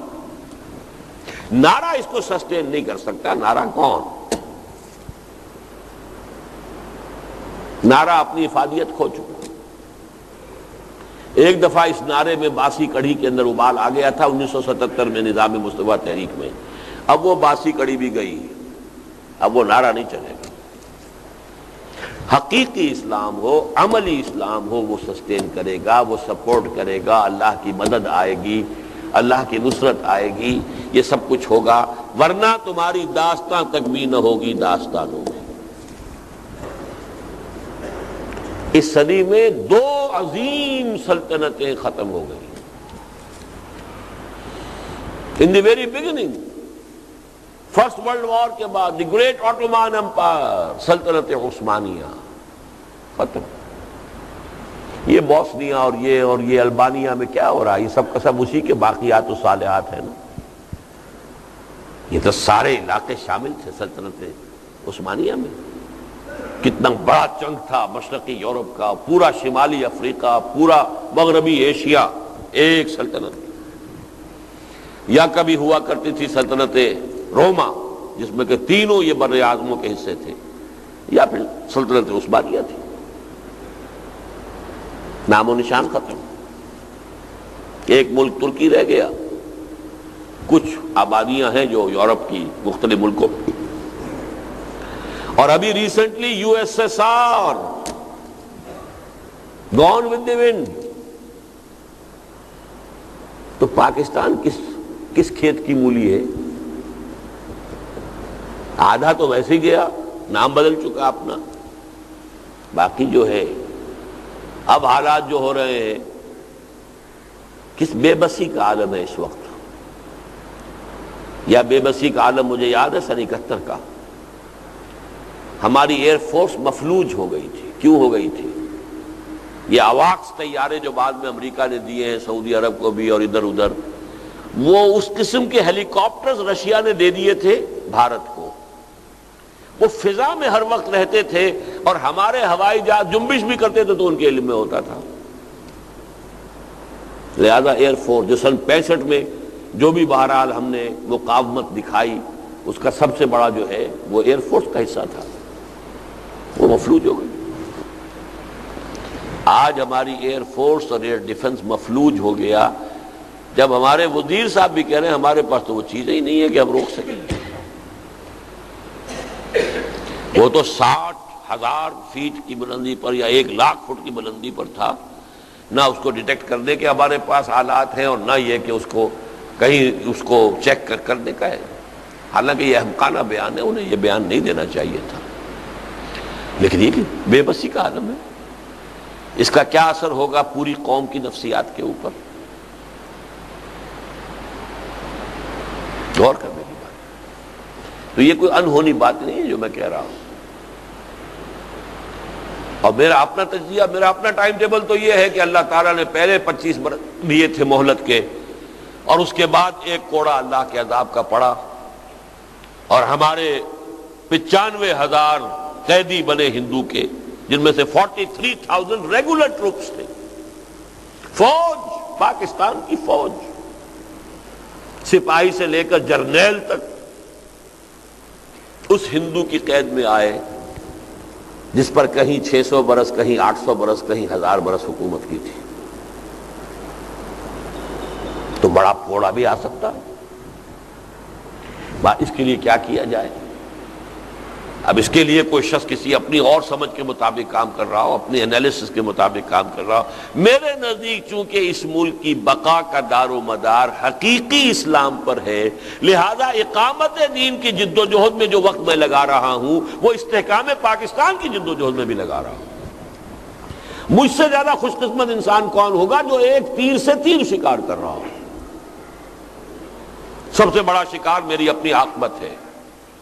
اگر میں اپنا تن من دھن لگا دوں اس اقامت دین کی جد و جہد میں، تو فلاح اخروی ہے. میرا اصل ہدف وہ ہے، اصل ٹارگٹ وہ ہے. لیکن میرے نزدیک یہی میرے اس ملک کی بقا کا، اس کے استحکام کا، اس کے لیے واحد بنیاد ہے، کوئی اور بنیاد ہے ہی نہیں. تو میں جو یہ کام کر رہا ہوں اسی میں گویا کہ میں اپنے اس وطن کا حق ادا کر رہا ہوں. یہ نوٹ کر لیجئے، یہ بھی دینی مسئلہ ہے. جس راستے سے آپ چلتے ہیں اس کا بھی آپ پر حق ہو جاتا ہے. حدیث ہے، اس راستے کا حق ہے کہ اگر کوئی ایذا والی شے پڑی ہوئی ہے تو اسے ہٹا کر اس راستے کو صاف کر دیں. یہ آپ پر حق ہے چونکہ آپ اس راستے پر چل رہے ہیں. تو جس زمین پر ہم آباد ہیں، جس ملک کی جو بھی بہرحال اس کی اللہ تعالیٰ کی طرف سے جو بھی کچھ یہاں عطا ہوا ہے اس سے بہرہ ور ہو رہے ہیں تو اس کا حق ہے. لیکن اس کے استحکام کا بھی راستہ یہی ہے، کوئی اور راستہ نہیں. آپ بھیک مانگتے رہیے، آپ وہ F-16 کے لیے کرتے رہے، وہ اپنی جگہ پر ہے. اعدوا لہم ما استطعتم، وہ اپنی جگہ پر ہے. یہ سب کچھ زیرو کے درجے میں ہوگا اگر یہاں اسلام نہ آیا. یہ ملک نہیں رہے گا. اور اس میں بڑا تلخ شعر ہے کوثر نیازی کا. اب ان کی شخصیت ذرا بہرحال فوت ہو گئے ہیں، اللہ تعالیٰ ان کی خطاؤں سے درگزر فرمائے. لیکن کوئی ایک زمانہ تھا ان کی شاعری، اس میں وہ تحریکی اور انقلابی رنگ تھا.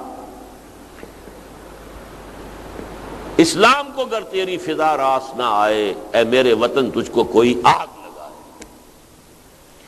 یہ ذرا شاعرانہ جذبات کی بات ہے، لیکن یہ کہ واقعتاً ہمارے لیے تو اصل شے تو پھر اسلام ہے، دین ہے. البتہ یہ ملک ایسا ہے سلمان ابن اسلام کے طریقے پر کہ جیسے حضرت سلمان فارسی سے جب نام پوچھتے تھے عرب لوگ، وہ تو تھے چونکہ ایرانی. کہ آپ کا نام کیا ہے؟ وہ کہتے سلمان، ایک لفظ. عربوں کا رواج یہ جب تک باپ کا نام نہ آئے تو وہ نام پورا نہیں ہوا. سلمان ابن، سلمان کس کے بیٹے؟ وہ کہتے تھے سلمان ابن اسلام، میں اسلام کا بیٹا ہوں. واحد ملک ہے پاکستان جو اسلام کا بیٹا ہے. لیکن بہت بڑی تباہی آئے گی یہاں، خدا نہ خواستہ بہت بڑی تباہی آئے گی. 1000 سالہ جو بھی انتقامی جذبات ہندو کے ہیں، بھارت میں کانگریس بہت کمزور ہو گئی. یہ تو بڑی بات ہے، آج تک وہ موجود تو ہے، کسی نہ کسی درجے میں حکومت میں بھی ہے. پاکستان تو کب کے اندر مسلم لیگ جو ہے ختم ہو چکی تھی، قائم ہوتے ہی وینش ہو گئی تھی، ڈیزالو ہو گئی تھی. بہرحال اس کو چھوڑ دیجئے. لیکن وہاں اب single largest political group B J P کا ہے. اس کے مقاصد علم نشرہ ہے، شیو سینا ہے اس کی سپورٹر اور الائی ہے. ان کے مقاصد، ان کے نظریات بالکل واضح ہیں. کیا حشر ہوگا، اس بات کو ذہن میں رکھیے. یہ ہے دوسری سطح. اس کا بھی اگر کوئی حل ہے تو یہ ہے کہ یہاں اسلام قائم ہو. قائم خود تو نہیں ہو جائے گا، اس کی جد و جہد کرنی ہوگی. جد و جہد اس طرز پہ کرنی ہوگی جس طرز پر کہ محمد رسول اللہ نے کی تھی صلی اللہ علیہ وسلم. وہ منہج انقلاب نبوی جو میں نے بیان کیا ہے، وہ میرا طریقہ، اس پر غور کیجئے، اس پر سوچ بچار کیجئے. وہ بات رہ گئی تھی وہاں جا کے میں نے کہا 2 ہی جماعتیں ہیں اقامت دین کے ڈکلیئرڈ آبجیکٹیو کے ساتھ قائم ہوئی، ایک جماعت اسلامی اور ایک تنظیم اسلامی. جماعت اسلامی کے 2 چھوٹے چھوٹے پیمفلیٹس مولانا مودودی کے، اسلامی حکومت کیسے قائم ہوتی ہے اور ایک سارے جماعت کی ضرورت. یہ ان میں انہوں نے اپنا طریقہ کار بنیادی طور پر بیان کر دیا تھا. چینج کی ہے پاکستان میں آ کر، اس کا ثبوت میں انہی کی تحریر سے، ان کے حوالے سے آپ کو دے رہا ہوں. لیکن یہ ہے کہ ہم نے اپنا پورا طرز عمل جو ہے 400 صفحے کی کتاب میں بیان کر دیا ہے، سیرت النبی سے ماخوذ کر کے. یہ طریقہ ہے، پورا انالیسس سیرت النبی کا، منہج انقلاب نبوی کتاب پڑھیے آپ. بہرحال آخری جو سطح ہے وہ ہے دینی اور ملی. اس اعتبار سے بھی چونکہ ان دنوں میں میری کچھ باتیں سامنے آتی رہی ہیں اخبارات کے ذریعے سے بھی، پھر اس میں استہزاء بھی ہوتا ہے، تمسخر بھی ہوتا ہے، کچھ اور طرح کی جو نمک مرچ لگا دی جاتی ہے. دیکھیے ملت کی سطح پر اور دین کی سطح پر بھی ایک عمل ہے جو بہت جلد اپنے تکمیلی مرحلے کو پہنچنے والا ہے. وہ تکمیلی مرحلے سے مراد کیا ہے؟ پہلی بات قرآن سے سمجھیے کہ حضور کو بھیجا گیا غلبہ دین کے لیے. هو الذی ارسل رسولہ بالہدی ودین الحق لیظہرہ علی الدین کلہ، 3 دفعہ قرآن میں آیا. دوسری بات یہ کہ حضور کو بھیجا پورے عالم انسانیت کے لیے، 5 دفعہ آیا یہ مضمون، اور سب سے نمایاں آیت یہ ہے وَمَا أَرْسَلْنَاكَ إِلَّا كَافَّةً لِلنَّاسِ بَشِيرًا وَنَذِيرًا۔ تو حضور کے مشن کی تکمیل اس وقت ہوگی جب کل روئے ارضی پر اللہ کا دین قائم ہو جائے۔ تاریخ ادھر جا رہی ہے، اس کی پیشن گوئیاں صریح احادیث میں موجود ہیں۔ نوید خلافت کے عنوان سے ہم نے وہ لاکھوں کی تعداد میں وہ 4 ورقہ جو ہے پھیلایا ہے۔ اب مجھے معلوم نہیں آج یہاں کہیں ہے یا نہیں، دستیاب ہو سکتا ہے یا نہیں، لیکن جو صاحب بھی چاہیں گے ان کے لیے ہم وہ کہیں نہ کہیں سے فراہم کریں گے، ہماری لوکل تنظیموں کے ذریعے سے، تنظیم کے رفقا کے ذریعے سے، کہ قیامت سے قبل، چونکہ بات قیامت سے شروع ہوئی تھی، قیامت آنی ہے اور پھر ہمارا محاسبہ ہونا ہے، اصل ہمارا مسئلہ وہ ہے، وہاں سے بات شروع ہوئی تھی۔ قیامت سے پہلے اس پورے روئے ارضی پر اللہ کا دین غالب ہوگا، خلافت علی منہاج النبوت کا نظام قائم ہوگا۔ اس کے لیے جو خوشخبریاں ہیں حضور نے دی ہیں صریح، وہ ہم نے احادیث کی صورت میں عام کی، نوید خلافت کے روح سے۔ اور یوں سمجھیے تیسرے اعتبار سے کہ حضور نے فرمایا کہ میرے بعد اب اللہ تعالیٰ اس دین کی حفاظت کا انتظام جو کرے گا، اس میں یہ بھی ہے کہ ہر صدی میں مجددین امت کو پیدا کرتا رہے گا۔ ان لا یبعث فی هذه الامت علی راس کل 100 عام من یجدد لها دینہا۔ 14 صدیوں کے مجددین، اب نام گنوانا جو ہے وہ اس کے میں وقت لگ جائے گا، لیکن یہ کہ بہرحال یہ نوٹ کر لیجئے کہ پہلے 1000 برس کے مجددین سارے عالم عرب میں آئے، 11ویں صدی، 12ویں صدی، 13ویں صدی، 14ویں صدی کے مجددین ہند میں پیدا ہوئے۔ احمد سرہندی رحمۃ اللہ علیہ، عبدالحق محدث دہلوی رحمۃ اللہ علیہ، شاہ ولی اللہ دہلوی رحمۃ اللہ علیہ، سید احمد بریلوی رحمۃ اللہ علیہ، 14ویں صدی میں شیخ الہند جیسا مجاہد حریت، علامہ اقبال جیسا مفکر، مولانا مودودی جیسا مصنف، مولانا الیاس جیسا مبلغ، پوری دنیا میں ان کے برابر کا، ان کی سطح کا، ان کے سٹیچر کا، ان کی قد و قامت کا کوئی شک موجود نہیں۔ یہ انڈیکیشنز ہیں، 400 ایئرز انڈیکیشنز، ہسٹوریکل انڈیکیشنز۔ 15ویں صدی شروع ہو گئی، 17 برس اس کے جا چکے، 18ویں میں اب ہم ہیں۔ 15ویں صدی کا مجدد، یہ گمان کی بات ہے، خیال کی بات ہے، وہی ہوں گے جنہیں اہل تشیع کہتے ہیں، امام مہدی کے وہ ان کے 12ویں امام تھے، روح پوش ہیں۔ حقیقت میں وہ بھی مجدد ہوں گے، جیسے یہ مجدد اپنی اپنی صدیوں میں پیدا ہوتے رہے۔ حضرت احمد سرہندی کوئی 1000 برس سے کہیں روح پوش تو نہیں تھے، شاہ ولی اللہ دہلوی کہیں روح پوش نہیں، روح پوش ہوں گے عالم ارواح میں کہیں ہوں گے، عالم ارواح سے اپنے والدین کے ذریعے سے وہ دنیا میں آ گئے، ایسے ہی کوئی شخص۔ لیکن اہل سنت بھی مانتے ہیں کہ عرب میں اسلامی حکومت قائم کرنے کے لیے ایک عظیم شخصیت ابھرے گی۔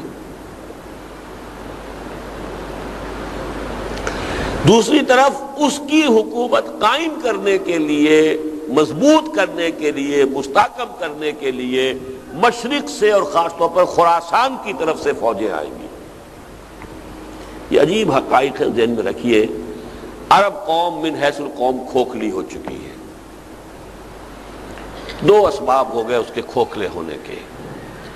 ایک تو وہ مغرب کے بہت قریب تھی، یورپ کے بالکل قریب، یورپ کے اثرات اس پر سب سے پہلے پڑے۔ میڈیٹرینین جس کو ہم سمندر کہہ دیتے، سی، بحیرہ روم، وہ کیا ہے؟ ایک بڑی سی خلیج ہے، کیا ہے اس کے بحیرہ کیا ہے اس کا؟ ادھر یورپ، ادھر شمالی افریقہ اور ادھر شام، یہ ممالک جو ہیں مغربی تہذیب ان کی رگ و پے میں سرایت کر گئی۔ ثانیاً جہاں تیل نکل آیا دولت، اور دولت نے ان کے اخلاق کا، ان کے اندر عیاشی اور عیش پرستی اور آسانیت، یہ سب کا پیدا کر کھوکھلی ہو چکی۔ یہی وجہ ہے کہ ایک مغضوب علیہم قوم کے سامنے سر جھکائے کھڑے ہیں، سب کے سب، یہود کے سامنے۔ شخص تو ایک ابھرے گا وہاں، لیکن اس کے لیے مدد یہاں سے جائے، مشرق سے۔ میرے عرب کو آئی ٹھنڈی ہوا جہاں سے، میرا وطن وہی ہے، میرا وطن وہی ہے۔ خراسان کے بارے میں حدیث آئی، وہ بھی ہمارے اسی کتابچے میں موجود ہے۔ یخرج من خراسان رایات سود لا یردها شیء حتی تنصب بإیلیا، خراسان سے سیاہ علم چلیں گے، انہیں کوئی لوٹا نہیں سکے گا، رخ پھیر نہیں سکے گا، یہاں تک کہ وہ ایلیا میں یعنی یروشلم میں جا کے نصب ہو جائیں گے۔ گویا کہ یروشلم ہمارے ہاتھ سے نکل چکا ہوگا، آج وہ کیفیت ہے۔ پہلی مرتبہ نکلا تھا عربوں کے ہاتھوں سے نکلا تھا نا، واپس کس نے لیا تھا؟ عرب نہیں لے سکے تھے، کرد خون تھا گرم، صلاح الدین ایوبی رحمت اللہ علیہ۔ اب پھر نکل گیا، پھر کس کے ہاتھ سے نکلا؟ عربوں کے ہاتھوں سے نکلا۔ 67 وار، 6 days وار، اردن کی بھی پٹائی ہو گئی اور مصر کی بھی ہو گئی اور شام کی بھی ہو گئی اور یروشلم بھی گیا اور یہ سارے گولان ہائٹس بھی گئے اور ویسٹ آف جارڈن بھی گیا، سینائی بھی گیا تھا، وہ تو انہوں نے واپس لے لیا۔ تو واپس مانا صلح مان کے نیچے ہو کر، تب مانا تسلیم کر کے، لیکن یہ کہ یہ پھر واپس لیں گے، لیکن لینے والے عرب نہیں ہوں گے، خراسان۔ اور خراسان وہ علاقہ ہے، ایک بڑا علاقہ تھا یہ کہ جس کا ہارٹ ہے موجودہ افغانستان۔ کچھ علاقے پاکستان کے ایک تھوڑا سا چنک ہے جو اب بھی خراسان کے نام سے ایران میں ہے، صوبہ جس میں ابھی حال ہی میں بہت بڑا زلزلہ آیا تھا، خراسان یہ آپ نے اخبارات میں پڑھا ہوگا۔ وہ چھوٹا سا ایک کونا ہے ایران کا اور وہ ایک صوبہ ہے، اور یہ ہے در حقیقت، اور کچھ جو ہے یہ جو روسی ترکستان سے روسی USSR کی تحلیل کے بعد آزاد ہوئی ہیں، اس کے علاقے ہیں۔ یہ خراسان بزرگ، the greater Khorasan of the time of the prophet صلی اللہ علیہ وسلم، یہاں ہوگا جو ہونا ہے۔ مجددین امت کی تجدید دین، فکری کام، علمی کام ہندوستان میں، اور یہ جو بھی کچھ ہوا ہے جہاد افغانستان کا، 15 لاکھ آدمی جس قوم نے دے دیے ہیں، ظاہر بات ہے کہ جو قوم مرنے کے لیے تیار ہو جائے، جس نے مرنا سیکھ لیا ہو، جو موت کے ساتھ کھیل سکتی ہو، پھر اس کو کوئی شکست نہیں دے سکتی۔ یہ ہے کمنگ ایونٹس کی ایک تصویر، coming events cast their shadows before, جس کی خبریں دی گئی ہیں احادیث نبویہ میں، اور جس کی طرف تاریخ خود بخود رفتہ رفتہ بڑھتی چلی جا رہی ہے۔ ادھر آرمگڈون ہونا ہے، الملامت العظمیٰ ہونا ہے، ادھر جنگ ہونی ہے، اور ادھر سے مدد جائے گی۔ اس کا مطلب ہے اس علاقے میں پہلے قائم ہو چکے گا تو جائے گی نا مدد۔ یہ ہے وہ بات کہ ملت کا اور دین کا غلبہ ہوگا، اس صدی میں ہوگا۔ 14ویں صدی میرے نزدیک اس کے لیے تمہید کی صدی تھی، اور 15ویں صدی ہجری جو ہے اس کی تکمیل کی صدی ہے۔ یہ ہوگا۔ میں ایک بڑا پیارا شعر آپ کو سنا دوں، ویسے تو اقبال نے اردو میں بہت کہا اس کو، دنیا کو ہے پھر مارکہ روح و بدن پیش، ابلیس نے پھر اپنے درندوں کو ابھارا، اللہ کو پامر دیے مومن پہ بھروسہ۔ وہاں تہذیب کا لفظ ہے، تہذیب نے پھر اپنے درندوں کو ابھارا، اللہ کو پامر دیے مومن پہ بھروسہ، ابلیس کو یورپ کی مشینوں کا سہارا۔ لیکن فارسی کا ایک شعر جو ہے، خضر وقت از خلوت دشت حجاز آیت بروں، حجاز کے صحرا سے تو خضر وقت 15ویں صدی کے مجدد وہ ان کا ظہور ہوگا، وہ سامنے آئیں گے۔ قافلہ کارواں زی وادی دور و دراز آیت بروں، زی عظیم، یہ جو وادی دور و دراز ہے، وادی سندھ، یہاں سے کارواں چلے گا، خضر وقت وہاں، کارواں یہاں سے۔ حضرت مہدی کے بارے میں احادیث عرب میں، اور یہاں سے میرے عرب کو آئی ٹھنڈی ہوا جہاں سے، یہ ہے کمنگ ایونٹس کے شیڈوز۔ اور اب اس کے اوپر جو گفتگویں ہو رہی ہیں، نوسٹرڈیمس کی جو تھیں پیشن گوئیاں، اور شاہ نعمت ولی کی پیشن گوئیاں، یہ تو سمجھیے کہ تقریباً 400-500 برس پرانی چیزیں ہیں۔ لیکن اس کے ساتھ اب آپ نے اخبارات میں پڑھا ہوگا وائن برگر کی بھی کوئی پیشن گوئیاں تھیں، ظاہر بات ہے اس کی کہاں ہوں گی، اس نے کسی اور سے سنی ہوگی، کوئی جین ڈکسن سے سنی ہو، کسی اور سے سنی ہو۔ گاندھی کی پیشن گوئیاں آ گئی ہیں، راسپوٹین کی بھی آ گئی ہیں، اور یہ سب کنورج کر رہی ہیں اس صدی کے آخری سالوں پر، اور اگلی صدی یعنی اس صدی عیسوی کے آخری سال، اگلی صدی عیسوی کے ابتدائی سال۔ The coming 10 years of human history are going to be very fateful۔ الملحمۃ العظمیٰ اس میں ہوگی، Armageddon, the third world war, جو تاریخ انسانی کی عظیم ترین جنگ ہوگی، اور شرق اوسط اس کا میدان بنے گا، کروڑوں کی تعداد میں انسان قتل ہوگی۔ یہ سب خبریں ہیں کتاب الملائک میں، یہ بھی ہونا ہے۔ لیکن میں نے کیوں تذکرہ کیا اس کا؟ یہ تو ہونا ہے، میری اور آپ کی کامیابی کا دار و مدار یہ ہے کہ ہمارا کچھ حصہ اس پروسیس میں پڑتا ہے یا نہیں۔ ہونا تو ہے، دین تو محمد رسول اللہ کے ہاتھوں اور صحابہ کرام کی جد و جہد سے غالب ہو گیا، 23 برس کی محنت۔ محروم کون رہ گیا؟ ابو جہل، ابو لہب محروم رہ گئے۔ عین دور نبوی میں پیدا ہیں، موجود ہیں۔ حسن ز بصرہ بلال از حبش صہیب از روم ز خاک مکہ ابو جہل، بلکہ ابو جہل سے بڑھ کر ابو لہب کہی ہے یہاں۔ ابو لہب خاک مکہ نہیں، حضور کے گھر میں، وہ تو خیر بنو امیہ کا تھا، بنو مخزوم کا، یہ تو بنو ہاشم کا چشم و چراغ ہے ابو لہب۔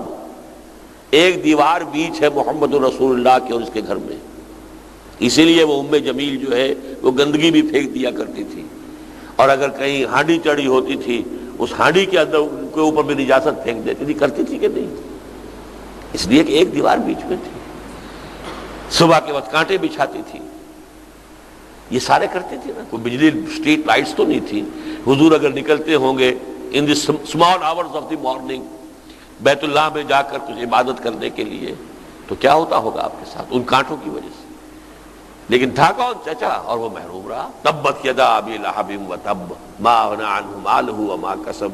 اس دور میں رہتے ہوئے لوگ اگر ناکام رہے اور شقی رہے تو اس دور میں بھی دین غالب ہو جائے گا۔ ہم شقی رہیں گے اگر ہم نے اپنے فرائض ادا نہ کیے۔ دس از دی کرکس آف دی میٹر۔ یہ نہیں ہے کہ دین غالب ہو گیا تو ہم کامیاب ہو گئے۔ ہم کیسے کامیاب ہو گئے؟ عین حضور کے ساتھ ہو کر ایک شخص جنگ کر رہا ہے، مر گیا ہے، شہید ہو گیا، قتل ہو گیا۔ سب لوگ کہہ رہے ہیں وہ تو جنت میں پہنچ گیا۔ حضور نے فرمایا میں نے تو اسے دوزخ میں دیکھا ہے۔ تحقیق کی گئی، یہ دو واقعات علیحدہ علیحدہ آتے ہیں۔ ایک تو یہ ہے کہ زخمی ہو گیا تھا اور زخموں کا جو درد کرب تھا وہ برداشت نہیں ہو سکا، خودکشی کر لی تھی۔ اپنے عمل سے جہنمی بن گیا، چاہے وہ محمد رسول اللہ کے ساتھ ہو کر جنگ کی ہے اور زخمی ہوا۔ تو کلہم آتی ہے یوم القیامت فردا۔ یہ نہیں کہ آپ محمد کی جماعت میں شامل تھے تو کیا کہنے، بس آپ تو پاک ہو گئے، صاف ہو گئے۔ محمد کی جماعت میں عبداللہ ابن ابی بھی تھا جو کھڑے ہو کر جامع مسجد جمعے کے وقت کہتا تھا، پہلے اعلان کرتا تھا لوگوں ان کی باتیں توجہ سے سنو، یہ اللہ کے رسول ہیں۔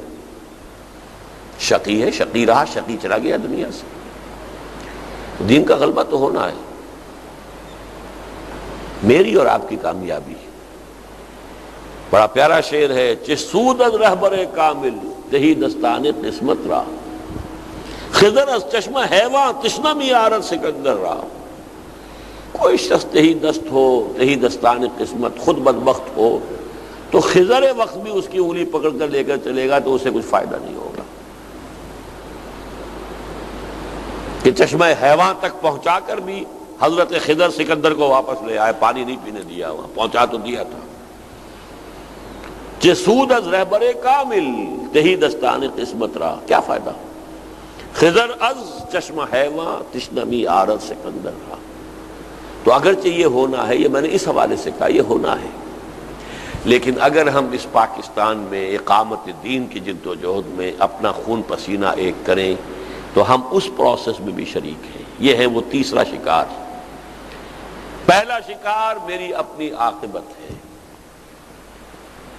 اس کے لیے میں نے ساری شروع جو کیا تو یہیں سے کیا۔ کلہم آتی ہے یوم القیامت فردا۔ لا يسأل حمیم حمیما یبصرونہم یود المجرم لا یفتدی من عذاب یومئذ ببنیہ وصاحبتہ واخیہ وفصیلتہ التی تؤویہ ومن فی الارض جمیعا ثم ینجیہ کلا یوم یفر المرء من اخیہ وامہ وابیہ وصاحبتہ وبنیہ لکل امرئ منہم یومئذ شأن یغنیہ۔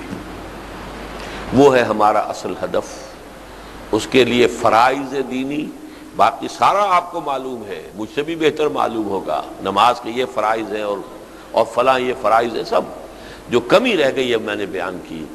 ایک دین کی مغلوبیت کی کیفیت میں اس کو غالب کرنے کی جد و جہد، اولاً تو یہ سمجھ میں آ جائے، بات تو بہت اچھا ہے کہ اولین فرض عین یہ ہے، نماز بھی اس کے لیے درکار ہے، روزہ بھی اس کے لیے درکار ہے، انفاق بھی اس کے لیے درکار ہے، اولین یہ ہے۔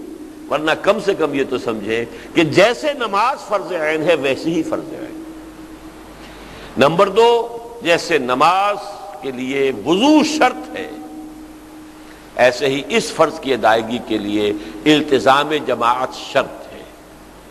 ہاں، اور جیسے وضو کے ساتھ تیمم ہو سکتا ہے اگر کسی شخص کو کسی جماعت پر کوئی اعتماد نہیں، اس میں یہ خرابی ہے، اس میں یہ غلطی ہے، اس میں یہ چیز صحیح نہیں ہے، ٹھیک ہے، خود کھڑا ہو جائے، اپنا تن من دھن، اپنی پوری جد و جہد، سن 65 سے لے کر 75 تک 10 برس میں نے جد و جہد کی ہے، تب تنظیم اسلامی قائم ہوئی۔